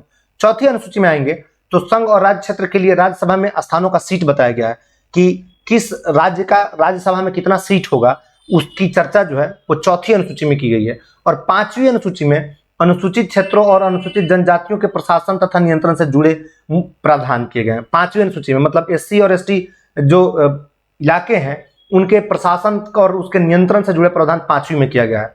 छठी अनुसूची में स्पेशल 4 राज्यों को रखा गया, 5 को, एक असम, दूसरा मेघालय, तीसरा त्रिपुरा और चौथा मिजोरम, इन 4 राज्यों को रखा गया है। ये प्रश्न बार बार बीपीएससी पूछती रही है, इस पर ध्यान रखिएगा। 6ठी अनुसूची में 4 राज्य हैं, इन राज्यों के जनजातीय क्षेत्रों के प्रशासन के बारे में उपबंध किया गया। 7वीं अनुसूची जो है वो उसमें 7 में एक तरह का आप ये समझ लीजिए कि उनको पावर की बात, शक्ति की बात की गई है। 7 में शक्ति, याद रखिएगा कौन कौन सी शक्ति, सबको शक्ति दी गई है। संघ मतलब केंद्र सरकार को शक्ति दी गई है कि आपको इन मुद्दों पे कानून बनाना है। राज्य को शक्ति दी गई है कि आप राज्य में इसमें कानून बना सकते हैं। तो इसको हम सूची बोलते हैं, संघ सूची और राज्य सूची। और एक सूची ऐसा है जिस पर दोनों मिलकर कानून बना सकते हैं, वो सूची कौन है, उसको हम बोलते हैं समवर्ती सूची। संविधान में अलग था, अभी इनमें अलग है। जैसे संघ सूची में पहले 97 विषय था, अब इस पर बढ़ा करके 100 विषय कर दिए गए हैं। वैसे ही राज्य सूची में पहले 66 विषय थे, अब इसको बढ़ा करके घटा करके 61 विषय कर दिए गए हैं। 66 घट गए, पहले 66 थे, अब घटा करके 61 कर दिया है। मतलब उन विषयों को या तो केंद्र ने अपने हाथ में ले लिया है या समवर्ती सूची में कॉन्क्रीट लिस्ट में उसको शामिल कर दिया गया है, जिसमें एक शिक्षा भी है। शिक्षा पहले राज्य का विषय हुआ करता था, बाद में उसको समवर्ती सूची में शामिल कर दिया गया शिक्षा को। तो पहले वो 66 हुआ करता था, अब उसकी संख्या 61 हो गई है। और 47 विषय समवर्ती सूची में थे पहले, अब वो बढ़कर के 52 हो गया। मतलब ये 5 जो घटे हैं ना, उसको इसी में डाल दिया गया है। तो याद रखिएगा, केंद्र सूची मतलब यूनियन सूची यानी कि संघ सूची, उनके पास में 97 था, अब 100 हो गया है। राज्य सूची उनके पास में पहले 66 था, अब घट के 61 हो गया है। और एक कंक्रीट लिस्ट है जिसको हम समवर्ती सूची बोलते हैं, पहले वो 47 था, अब बढ़कर के 52 हो गया है। 8वीं अनुसूची में भाषा दिया गया है। 8वीं अनुसूची में संविधान में मान्यता प्राप्त भाषाओं की सूची है, जिसकी टोटल संख्या 22 है। ये 3 बार इसमें जुड़े थे। पुराने संविधान में, ओरिजिनल संविधान था, उसमें 14 का ही जिक्र किया गया था, तो 14 से बढ़कर के वो 22 हो गए हैं। 9वीं अनुसूची है। 9वीं अनुसूची 1951 में जोड़ा गया, नई अनुसूची थी। इसमें वो कानून होता है जिस कानून को सुप्रीम कोर्ट छू नहीं सकती है, उस कानून का। लेकिन बाद में सुप्रीम कोर्ट ने फैसला दिया कि 1973 ईस्वी में जो केशवानंद भारती मामला था, उसके बाद में 9वीं सूची में अगर कोई भी कानून डाला गया तो उस कानून को सुप्रीम कोर्ट सुनेगा, मतलब उस पर तलवार चला सकता है। 9वीं अनुसूची है। 10वीं अनुसूची में दल बदल अधिनियम है। दल बदल अधिनियम जोड़ा गया कि कोई भी पार्टी से दल बदल करके इस दल से उस दल में चले जाते थे, तो उसके लिए वो एंटी डिफिशिएंसी लॉ लाया गया। और 52वां संविधान संशोधन अधिनियम 1985 द्वारा इसको जोड़ा गया, 10वीं अनुसूची को। 11वीं और 12वीं अनुसूची 2 बाद में जोड़े गए। इन दोनों का संबंध पंचायती राज और नगर निगम से है। 11वीं अनुसूची में पंचायतों की शक्तियां दी गई और उसमें 29 विषय ऐसे दिए गए जिसमें पंचायत के लिए पंचायत के लिए उसमें नियम बनाए जा सकते हैं, पंचायत उसमें नियम बना सकती है, और वो अधिकार राज्य सरकार को दे दिया गया है 29 विषय बना करके। वैसे ही 12वीं अनुसूची जोड़ी गई, जो कि 73वां संविधान संशोधन 1992 ईस्वी में पंचायत के लिए हुआ था, उसी के जस्ट बाद 74वां संविधान संशोधन हुआ 92 में, उसके तहत 12वीं अनुसूची जोड़ी गई। तो इस तरह से 12 अनुसूचियां हैं। आइए अब हम लगे हाथ एक बार मोटे मोटे जो आर्टिकल्स हैं उनको देख लेते हैं कि कौन कौन से आर्टिकल्स हैं और कौन हमें याद रखे जाने चाहिए। हालांकि मैंने आर्टिकल की एक सेपरेट वीडियो बना दी है, आप लोगों ने देखा नहीं उसको, मुझे बड़ा दुख हुआ, लेकिन आप फिर चलिए बता देता हूँ। इसमें आर्टिकल 1 है जिसको अनुच्छेद 1 कहते हैं, इसमें संघ का नाम और राज्य क्षेत्र दिया गया है। अनुच्छेद 3 जो है, इसमें नए राज्यों का निर्माण और वर्तमान राज्यों के क्षेत्र या उनके सीमाओं में परिवर्तन अनुच्छेद 3 में दिया गया है। उसके बाद आ जाइए सीधे अनुच्छेद 13 पर। अनुच्छेद 13 में मूल अधिकार से असंगत या उसका अल्पीकरण करने वाली विधियां दी गई है। मतलब पहले से अगर कोई कानून है, उस कानून की वजह से अगर आपका मूल अधिकार जो कि अनुच्छेद 12 से लेकर अनुच्छेद 35 तक के बीच में आता है, उसमें से अगर कोई कानून टकराता है तब उसको ये अनुच्छेद 13 कतर देगा, कैंची से काट देगा उसको। तो ये काटने वाला कानून है अनुच्छेद 13। अनुच्छेद 14 में विधि के समक्ष समान समता, मतलब विधि के समक्ष जितने भी लोग हैं ना, सब बराबर है, अनुच्छेद 14 में है। और अनुच्छेद 15 जो है वो धर्म, मूलवंश, जाति, लिंग, जन्म स्थान, इसके आधार पर अगर कोई भेदभाव करता है तो इसको प्रतिषेध करता है, मतलब इसको रोकता है, जो कि अनुच्छेद 15 है। वैसे ही अनुच्छेद 16 भी है। ये इन्हीं आधारों पर अगर कोई सरकारी नौकरी निकल गई है तब उसमें अवसर की समता का बात किया गया कि उसमें भेदभाव नहीं किया जाएगा, ये अनुच्छेद 16 में है। अनुच्छेद 17 में छुआछूत से विरोध किया गया है, यानी कि अस्पृश्यता का अंत किया गया है। वैसे ही अनुच्छेद 18 में जो है वो उपाधियों का अंत किया गया है। आपको ये भी याद रखना है, अनुच्छेद 18 में उपाधियों का अंत दिया गया है, जो इसमें नहीं लिखा है मैं बता देता हूँ। अनुच्छेद 19 में आपको स्वतंत्रता है, वाक स्वतंत्रता है, इन विषयों पर कुछ अधिकार संरक्षण भी है। मतलब 19(1) से लेकर के 7 तक है, जिसमें से 1 डिलीट कर दिया गया है। 19(1), 19(2), 19(3), 1904, जिसमें घूमने, सभा करने, बसने, रोजगार करने, इन सब की आजादी दी गई है, लेकिन सब पर युक्त प्रतिबंध भी लगाए गए हैं। तो अनुच्छेद 19 में है। अनुच्छेद 21 में प्राण और दैहिक स्वतंत्रता है, ये बहुत महत्वपूर्ण आर्टिकल है। और अनुच्छेद 19 के बाद में अनुच्छेद 21 है, जिसमें प्राण और 21 में एक और बाद में जोड़ा गया 21 का या 21A उसको बोलते हैं, जिसमें शिक्षा का अधिकार है। इसी के आर्टिकल को आधार बना करके सुप्रीम कोर्ट ने खारिज किया है कि बीएड वालों को उसमें नहीं रखा जाएगा। लेकिन ध्यान रखना है, इसी आर्टिकल के तहत हम जीत भी सकते हैं, मतलब बीएड वाले जीत भी सकते हैं। ये बात बीपीएससी के चेयरमैन साहब ने सिंपैथी जताते हुए ट्वीट में कहा भी है, और मुझे पूरा भरोसा है कि इस पे वो जीत जाएंगे लोग। अगला है अनुच्छेद 25, अंतःकरण और धर्म की अबाध रूप से मानने की, आचरण और प्रचार करने की स्वतंत्रता है। मतलब आप अपने अंतः मन से कोई भी धर्म मान सकते हैं, कोई दिक्कत नहीं, कोई रोकने वाला नहीं है। उसका प्रचार भी कर सकते हैं, उसको अपने जीवन में उतार भी सकते हैं। अनुच्छेद 30 है, शिक्षा संस्थानों में स्थापना और प्रशासन करने की अल्पसंख्यक वर्गों का अधिकार है। जो लोग कम है ना, अल्पसंख्यक है, वो अपने शिक्षा संघ की स्थापना कर सकते हैं। आप देखते होंगे कि मदरसे चल रहे हैं, ये उसी एक्ट के तहत चलते हैं। आप देखते होंगे कि संस्कृत विद्यालय चल रहे हैं, ये उसी एक्ट के तहत चलते हैं। वेद विद्यालय चल रहे हैं, उसी एक्ट के तहत चलते हैं। अनुच्छेद 32, मौलिक अधिकारों को प्रवर्तित करने के लिए रिट, मैंने आपको बताया था कि अनुच्छेद 32 और अनुच्छेद 226 जो है, ये दो ऐसे एक्ट हैं, अनुच्छेद हैं, जिसके तहत सुप्रीम कोर्ट हमारे अधिकारों के लिए लड़ता है। इन्हीं अधिकारों के लिए, इनमें से कोई भी अधिकार को अगर डैमेज किया जाएगा तो इसके लिए ये एक्ट तुरंत एक्टिवेट होगा और ये तुरंत उसमें काम करेगा। अगला है अनुच्छेद 38, राज्य लोक कल्याण के अभिवृद्धि के लिए सामाजिक व्यवस्था बनाया जाएगा। मतलब सामाजिक जो लोक कल्याण की अभिवृद्धि है उसके लिए अब हम आ गए हैं उससे बाहर, क्या बोलते हैं, फंडामेंटल राइट से बाहर डीपीएसपी में आ गए हैं, उसमें हम सब आ गए हैं। बेहतर होगा कि हम इसको बताएं, आप मोटा मोटी आप एक बार देख लीजिएगा, पलट के कोई भी पुस्तक होगी तो बेहतर होगा। 19 ख में है, समाज में भौतिक संसाधनों का उचित स्वामित्व और वितरण किया जाएगा। 39 ग में और 39 सी भी जिसको हम बोलते हैं, उसमें अर्थव्यवस्था में धन तथा उत्पादन के साधनों में अहितकारी केंद्रीकरण का निषेध है, मतलब इसमें मजदूर वर्गों का प्रतिनिधित्व दिया जाएगा। 40 में ग्राम पंचायत के गठन का निर्देश दिया गया है, ये आप याद रखिएगा। 43 में उद्योगों के प्रबंध में कामगारों के भाग लेने के लिए उपयुक्त विधान बनाया जाएगा। 43 ख में सहकारी समितियों का बात किया गया है। 44 में कॉमन सिविल कोड की बात की गई है, समान नागरिक संहिता इसको हम बोलते हैं, CCCCC कॉमन सिविल कोड, समान नागरिक संहिता, इसकी बात की गई है। अनुच्छेद 45 में 6 वर्ष से कम आयु के बालकों के लिए निःशुल्क और अनिवार्य शिक्षा का निर्देश किया गया है। 46 में अनुसूचित जाति और जनजातियों के कमजोर वर्गों के हितों के लिए अभिवृद्धि की बात की गई है। 50 में कार्यपालिका और न्यायपालिका में पृथक्करण की बात की गई है। 51 में इंटरनेशनल पीस मतलब अंतर्राष्ट्रीय शांति और सुरक्षा के वृद्धि के लिए बात की गई है। 51 का को बाद में जोड़ा गया, बताया था मैंने आपको, मौलिक कर्तव्य को जोड़ा गया इसमें। अनुच्छेद 61 में राष्ट्रपति का महाभियोग चलाने की प्रक्रिया दी गई है। अनुच्छेद 72 में राष्ट्रपति को क्षमादान के दिया गया है हक। अनुच्छेद 74 में राष्ट्रपति को सहायता और सलाह देने के लिए एक मंत्री परिषद होगा, अनुच्छेद 74 में। अनुच्छेद 75 में राष्ट्रपति प्रधानमंत्री की नियुक्ति करेगा तथा प्रधानमंत्री की सलाह पर अन्य मंत्रियों की भी नियुक्ति करता है, और लोग वो जो मंत्री होंगे वो लोकसभा के प्रति सामूहिक रूप से उत्तरदायित्व होंगे। ये सब अनुच्छेद 75 में आता है, पर इसमें और भी ABCD भी है। अनुच्छेद 78 में राष्ट्रपति को जानकारी देने संबंध में प्रधानमंत्री का कर्तव्य है। राष्ट्रपति को तमाम सूचनाएं, एक वाकया हुआ था कि राष्ट्रपति बने ज्ञानी जैल सिंह और उसी समय प्रधानमंत्री थे राजीव गांधी, उन दोनों में बड़ा तनातनी चलता था। स्थिति ये पलटी कि राष्ट्रपति रोज खबर मांगते थे, क्योंकि देश उन्हीं के नाम पे चल रहा है ना, तो देश की खबर मांगते थे कि बताइए आज देश में क्या हुआ, हमको पूरा स्टेटस बताइए क्या चल रहा है, और राष्ट्रपति महोदय को देना पड़ता था। राष्ट्रपति महोदय को मिलता था वो सूचनाएं राजीव गांधी की तरफ से, प्रधानमंत्री की तरफ से। ये काम इंदिरा गांधी के समय में भी हुआ था, एक बार बड़ा तनातनी चलता था। नीलम संजीव रेड्डी उस समय प्रधान राष्ट्रपति हुआ करते थे, जिनसे इंदिरा गांधी की बड़ा एक तरह से द्वेषता थी। अनुच्छेद 110 में धन विधेयक की बात की गई है, मतलब परिभाषा दी गई है, और 112 में वार्षिक वित्तीय विवरण की बात की गई है। वार्षिक वित्तीय विवरण जिसको हम हिंदी में बजट कहते हैं, बजट की बात 112 में की गई है। बजट नहीं लिखा हुआ है, लेकिन ध्यान रखिएगा वार्षिक वित्तीय विवरण लिखा हुआ है। 123 में अध्यादेश पारित की जाती है। अनुच्छेद 123 के ठीक उल्टा है 213 में राज्यपाल अध्यादेश पारित कर देते हैं। बिहार की सरकार अगर उस समय अभी विधानसभा नहीं चल रही हो तो वो अध्यादेश लेके आ सकती है अनुच्छेद 213 के तहत। वैसा ही अगर केंद्र में पार्लियामेंट ना चल रहा हो तो अनुच्छेद 123 के तहत वो आता है, अध्यादेश आता है। अनुच्छेद 143 में राष्ट्रपति को ये दी गई है हक, शक्ति दी गई कि उनका जब मन करे उच्च न्यायालय से परामर्श कर सके। हालांकि वो परामर्श वो मानेंगे कि नहीं मानेंगे इसकी बात नहीं की गई है, वो बाध्य नहीं है। अब आ जाइए 155 में राज्यपाल की नियुक्ति की बात की गई है। अनुच्छेद 161 में क्षमा दान दिया गया, राज्यपाल को क्षमा दान दिया गया। राज्यपाल किसको किसको क्षमा कर सकते हैं। देखिए सामान्यतः केंद्र सरकार के कानून में 90 या 89 अगर आप जोड़ेंगे ना, या 92 भी, तो आप राज्य सरकार में पहुंच जाएंगे, ठीक वहीं उसका निकल करके आएगा।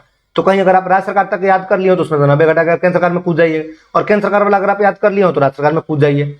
तो आपको इसी पर ध्यान देना है। अगला प्रश्न है कि राज्यपाल की सहायता के लिए सलाह देने के लिए मंत्रिपरिषद 163 होगा।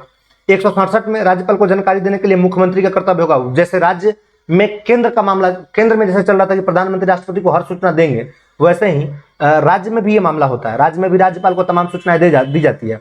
बिहार में एक राज्यपाल हुए थे बूटा सिंह, बूटा सिंह ने यही काम किया था, उनकी तनातनी चल रही थी सरकार से। एक सबसे स्वीट राष्ट्रपति हुए, प्यारा सा, जो बाद में बिहार के पहले राज्यपाल भी थे, बाद में राष्ट्रपति बने, उनका नाम था कोविंद जी। तो रामनाथ कोविंद साहब बहुत प्यारे आदमी थे, तो वो कभी एक भी बार सूचना नहीं मांगे। 169 में राज्यों में विधान परिषद का उत्साह या सृजन है, मतलब अगर राज्य चाहे तो वहां विधान परिषद रहेगी, ना चाहे तो खत्म हो जाएगी। ये अनुच्छेद 169 में है। इसके लिए बस उसको कानून बना करके भेजना है, पारित करके भेजना है पार्लियामेंट में, पार्लियामेंट वाले इसको अडॉप्ट कर लेंगे या रिजेक्ट कर देंगे। अनुच्छेद 200 पर विधेयकों की अनुमति की बात की गई है। 213 में वही बताया था मैंने आपको, 123 का जस्ट उल्टा 213 है। 226 भी आपको मैं बता चुका हूं, इसमें रिट जारी करने की उच्च न्यायालय की शक्ति है। 239 के ए में दिल्ली के संबंध में विशेष उपबंध किया गया है, 239 में, याद रखिएगा। और 249 में राज्य सूची के पास, ये राज्यसभा के पास में एक तरह का उनके पास पावर है, राज्यसभा के लोकसभा दोनों को मिलकर के, कि वो राज्य सूची के विषय पर कानून बना सकते हैं।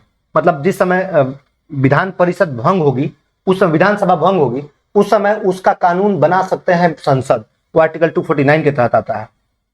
262 अंतर्राज्यीय नदी और नदी घाटियों से जल संबंधित विवादों का न्याय निर्णय है। और 63 में अंतर्राज्यीय परिषद के संबंध में बंद किया गया है। अब इसमें बहुत महत्वपूर्ण है, तो उसको मैं लेके चलता हूं सीधे आपको। 312 में अखिल भारतीय सेवाओं का बात की गई है, और 315 में संघ और राज्य क्षेत्रों के लिए लोक सेवा आयोग की बात की गई है। 320 में लोक सेवा आयोग के कृत्यों, उनके कामों की बात की गई है।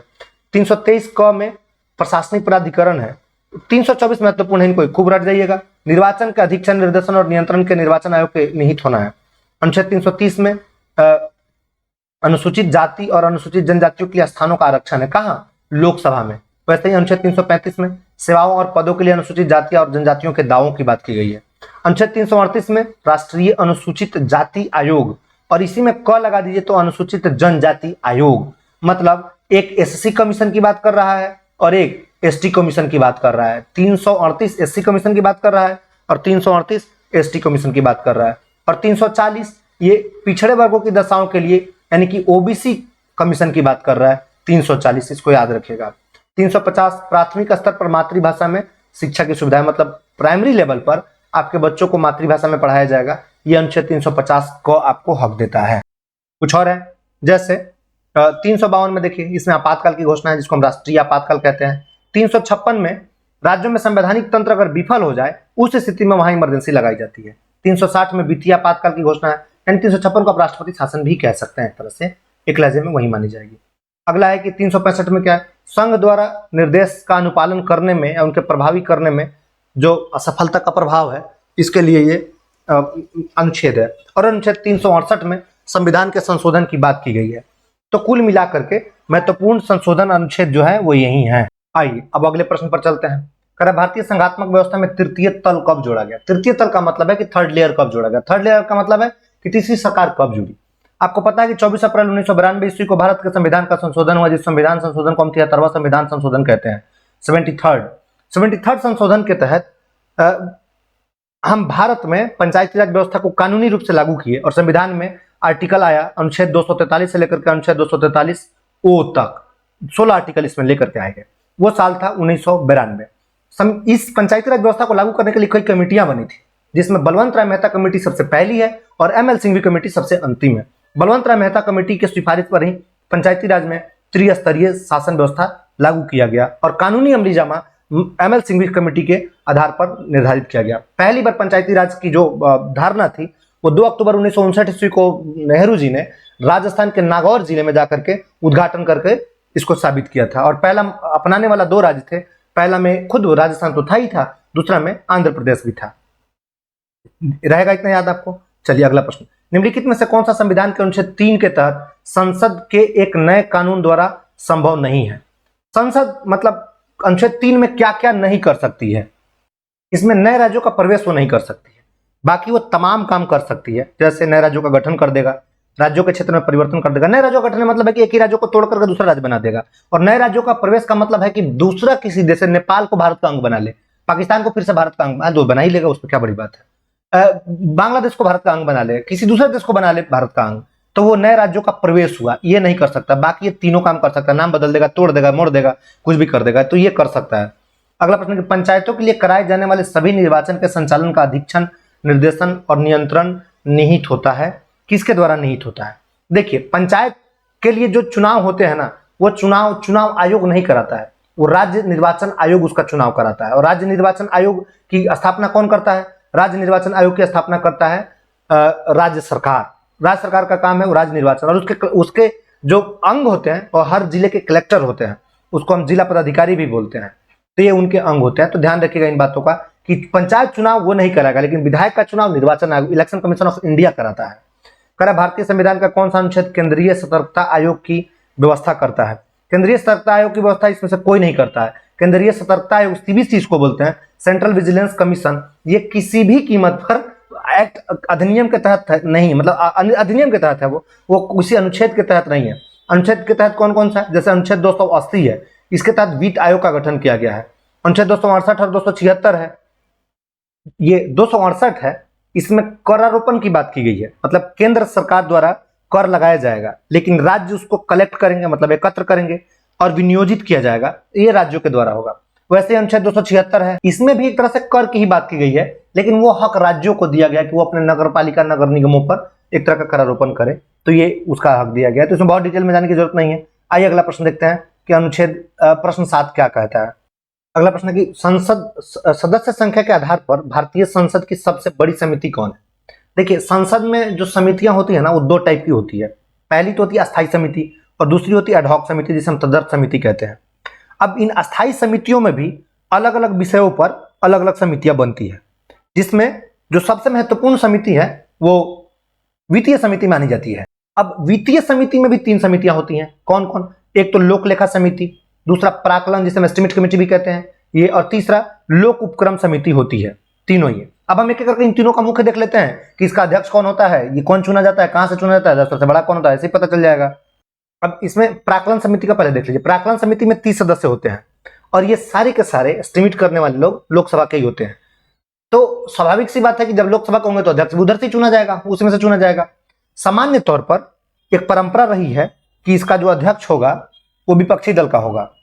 इसमें लोक लेखा समिति में 15 सदस्य जो होते हैं वो लोकसभा से चुनते हैं और 7 सदस्य वो राज्यसभा के मतलब जो सभापति होते हैं उनके द्वारा चुना जाता है। तो टोटल 22 सदस्य होते हैं। तो इस प्रश्न का उत्तर तो आपको मिल ही गया होगा कि 7 का बी होगा।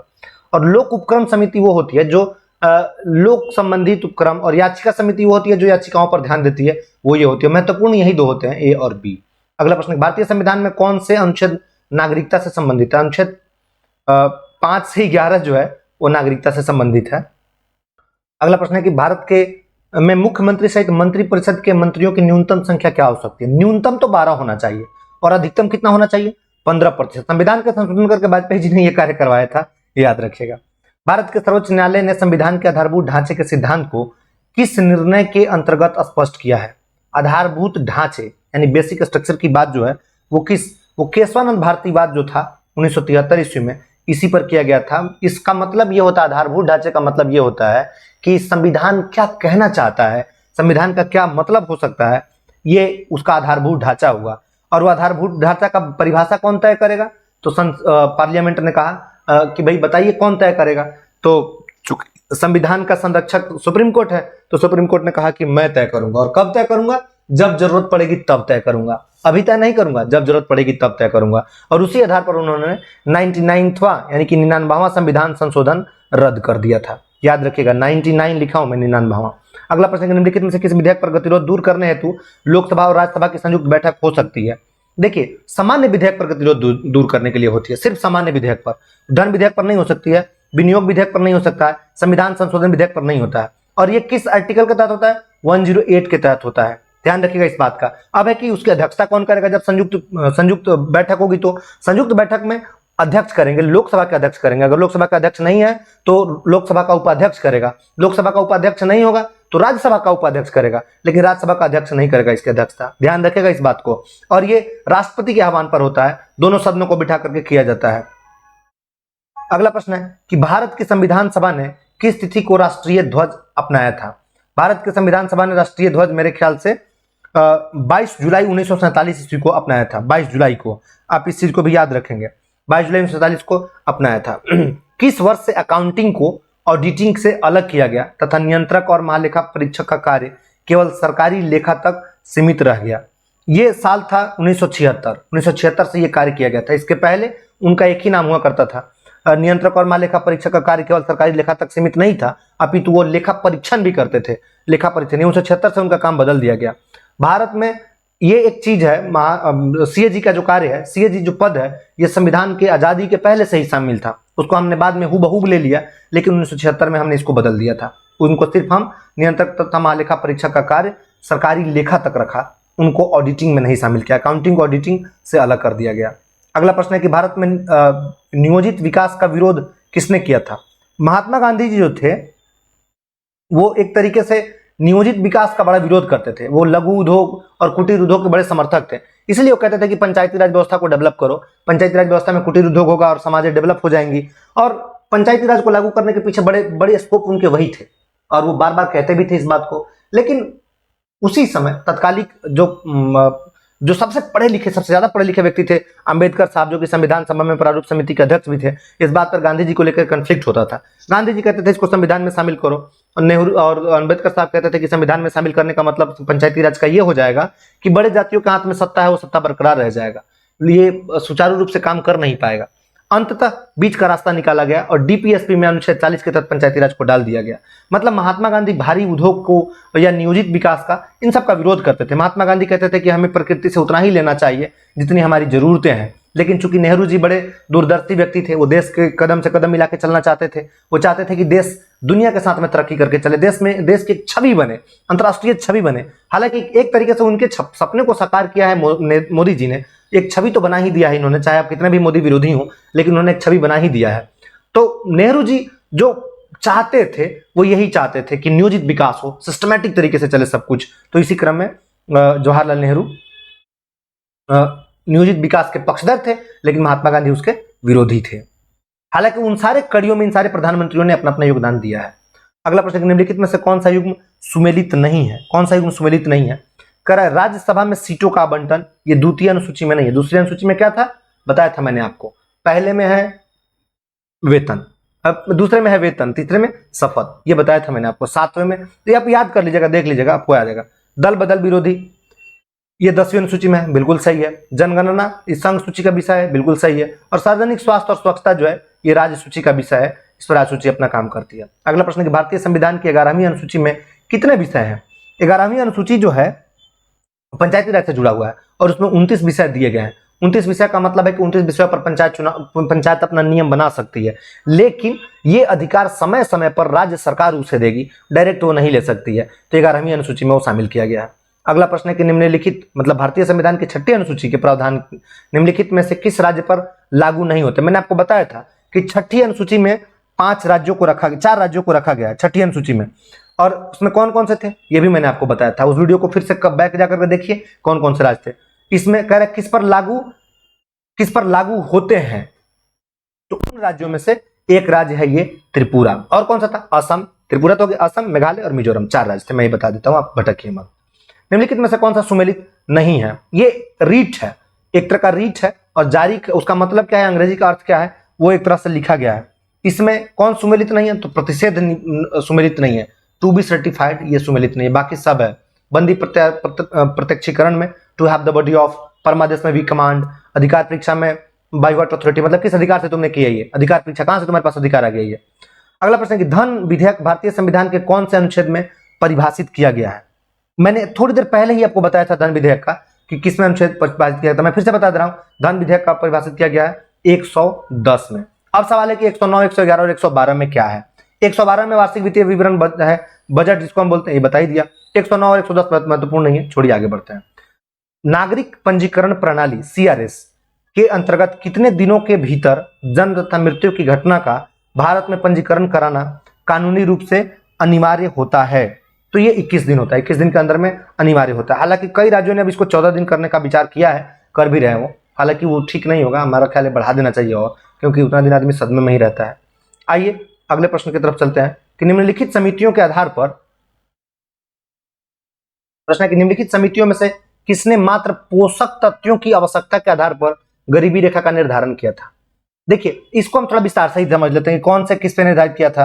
सबसे पहले तो यही समझिए कि कौन कमिटी कब बनी थी। तो ये अलग समिति जो है, अलग समिति बनी थी 1979 में। एक तो ये हो गया। तेंदुलकर समिति ये 2009 में बनी थी, इसमें से सारी कमेटी लागू भी नहीं है, ये भी ध्यान रखिएगा, इसलिए मैं बता रहा हूं। ये रंगराजन समिति बनी थी 2014 में, और लकड़वाला समिति जो बनी थी वो 1993 ईस्वी में बनी थी। अब दिक्कत यह हुई कि केंद्र सरकार द्वारा रंगराजन समिति को रिपोर्ट को लागू ही नहीं किया गया। अब जब लागू नहीं किया गया तो मजबूरी में अभी भारत में तेंदुलकर समिति की रिपोर्ट चल रही है 2009 में जो बनी थी। बाकी अलग समिति और लकड़वाला समिति थी, ये बेकार हो गया। अब तेंदुलकर समिति में क्या था, पहले एक बार ये समझ लीजिए। तेंदुलकर समिति के अनुसार भारत में कुल आबादी का 21.9% लोग गरीबी रेखा के नीचे जीवन जी रहे थे, ये तेंदुलकर समिति ने कहा था तब 2009 ईस्वी में। और आधार क्या बनाया था, आधार बनाया था कि शहरी क्षेत्र में रह रहे परिवारों के जो गरीबी रेखा को 1000 रुपए प्रति महीना और ग्रामीण क्षेत्र में 816 रुपए निर्धारित किया था कि अगर इतने रुपए आप खर्च कर ले रहे हैं तो आप ये मान के चलिए कि आप गरीब नहीं हैं। एक तरह का मजाक ही था ये तेंदुलकर समिति का रिपोर्ट, लेकिन अभी भी भारत सरकार यही मानती है।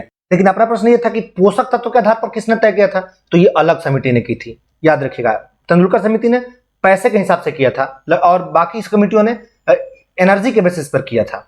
अगला प्रश्न, निम्नलिखित सूचकों में से कौन सा मानव विकास सूचकांक की गणना में सम्मिलित नहीं किया जाता है। मानव विकास सूचकांक की गणना जो होती है ना, वो 3 आधार पर की जाती है। उसमें पहला है जीवन प्रत्याशा, दूसरा है शिक्षा, शिक्षा में भी 2 है कि कितना दिन आपने शिक्षा पाई और एवरेज कितना तक शिक्षा पाई, कितना दिन आप स्कूल गए और कितना क्लास तक आप पढ़े, तो शिक्षा में 2 है। और तीसरा है प्रति व्यक्ति आय। इन तीनों के आधार पर HDI, जिसको हम ह्यूमन डेवलपमेंट इंडेक्स बोलते हैं, इसकी गणना की जाती है। इसमें सामाजिक असमानता जैसे शब्द नहीं लागू है, ध्यान रखिएगा। तो इसका आंसर जो है वो डी होगा। करेक्ट। गरीबी की संस्कृति का विचार प्रस्तुत किया गया किसके द्वारा, गरीबी की संस्कृति का विचार प्रस्तुत किया गया था ऑस्कर लुईस के द्वारा। इनका कहना यह था कि गरीबी जो है वो गरीब को पैदा करता है। कैसे, जैसे मान लीजिए एक व्यक्ति गरीब है, ठीक है, अब वो गरीब है तो उसके पास इतने पैसे नहीं है कि अपने बेटे को पढ़ा पाएगा। उसी के पैरेलल एक व्यक्ति मास्टर है, सरकारी मास्टर है, उसके पास इतने पैसे आ रहे हैं कि उसने अपने बेटे को पढ़ा के डॉक्टर बना लिया। अब जो मास्टर था उसी का दोस्त एक मजदूर है और मजदूर के पास इतने पैसे नहीं कि अपने बेटे को पढ़ाएगा, तो स्वाभाविक सी बात है कि उसका बेटा जब नहीं पढ़ेगा तो भी मजदूर ही बनेगा। लेकिन इधर मास्टर का बेटा डॉक्टर बन चुका है और डॉक्टर अब करोड़ों में कमा रहा है, तो अभी अमीर बनता जा रहा है, क्योंकि अमीर को पैदा कर रहा है और इधर गरीब को पैदा कर रहा है। तो इसी को कहते हैं गरीबी की संस्कृति, और ये ऑस्कर लुईस ने दिया था। अगर मैं ठीक से याद कर पा रहा हूं तो ऑस्कर लुईस इसका आंसर होगा। अगला है कि अटल इनोवेशन मिशन AIM किस विभाग की प्रमुख पहल है। ये किसी विभाग की नहीं है बल्कि आयोग की है, जिसको हम नीति आयोग बोलते हैं। नीति आयोग ने अटल इनोवेशन मिशन लॉन्च किया था, उसी का ये मामला है।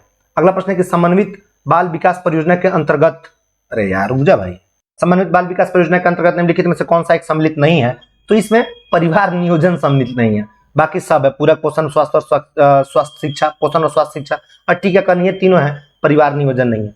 तो आज हम इसको इतना ही छोड़ते हैं, 25 ही छोड़ते हैं। चूंकि मैं किसी सफर में हूँ, किसी जगह पे किसी यात्रा के दौरान रोक करके मैं ये शूट कर रहा हूँ कि आपका क्लास बाधित ना हो, प्रॉमिस किया है मैंने पढ़ाने के लिए। कल मैं अपने गंतव्य पर पहुंच करके, मुझे उम्मीद है कि कल मैं एक बहुत लंबा वीडियो बनाऊंगा, 4-5 घंटे की कम से कम तो बना ही दूंगा, तो वो वीडियो बनाऊंगा। आप इसको देखिए और काम चलाइए। और एक विनम्र निवेदन है आप सबसे, चाहे आप बीएड वाले हों, BTC वाले हों, DLED वाले हों, जितने भी हों, पढ़ाना मेरा काम है, मेरा धर्म भी है, मैं पढ़ाऊंगा ही, पढ़ा ही रहा हूँ। मैं स्टेट भी पढ़ाऊंगा, फ्री में पढ़ाऊंगा, और स्टेट की गारंटी दे रहा हूँ कि दो वीडियो डालूंगा और 2 वीडियो में आपका पूरा स्टेट का एक सब्जेक्ट क्लियर हो जाएगा। कोई आपको पैसा नहीं देना, मत लीजिएगा कोई भी कोचिंग, भरोसा रखिए मुझ पर, किसी कोचिंग के पास आपको जाने की जरूरत नहीं पड़ेगी, सब पढ़ा देंगे। लेकिन मेरा गुजारिश ये है कि जितने बीएड वाले लोग हैं वो सारे लोग एग्जाम देने जाइए। अगर आप मेरी वीडियो को सुन रहे हैं या देख रहे हैं तो आपको एग्जाम देने जाना चाहिए। आप एग्जाम देने जाइए, किसी भी कीमत पर जाइए, एग्जाम मत छोड़िए। क्योंकि एक तरीके का संकेत BPSC के चेयरमैन से आया है अपने पास में कि हम अगर कोर्ट जाते हैं तो हम जीतेंगे। मैंने भी पिछले 2-3 दिनों में कानूनी प्रक्रियाओं से इन बातों को समझा है कि कहां कहां पेच फंसेगी, उलझने होंगी, और उन पेचों से यह निष्कर्ष निकला है कि हमारी जीत हो जाएगी, मतलब बीएड वालों की जीत हो जाएगी। जब मैं कहता हूं कि हमारी जीत हो जाएगी तो लोग सोचते हैं कि सर ने भी बीएड किया होगा। तो आप ध्यान रखिएगा और आप एग्जाम देने जाइए। आज के लिए बस इतना ही। जय हिंद।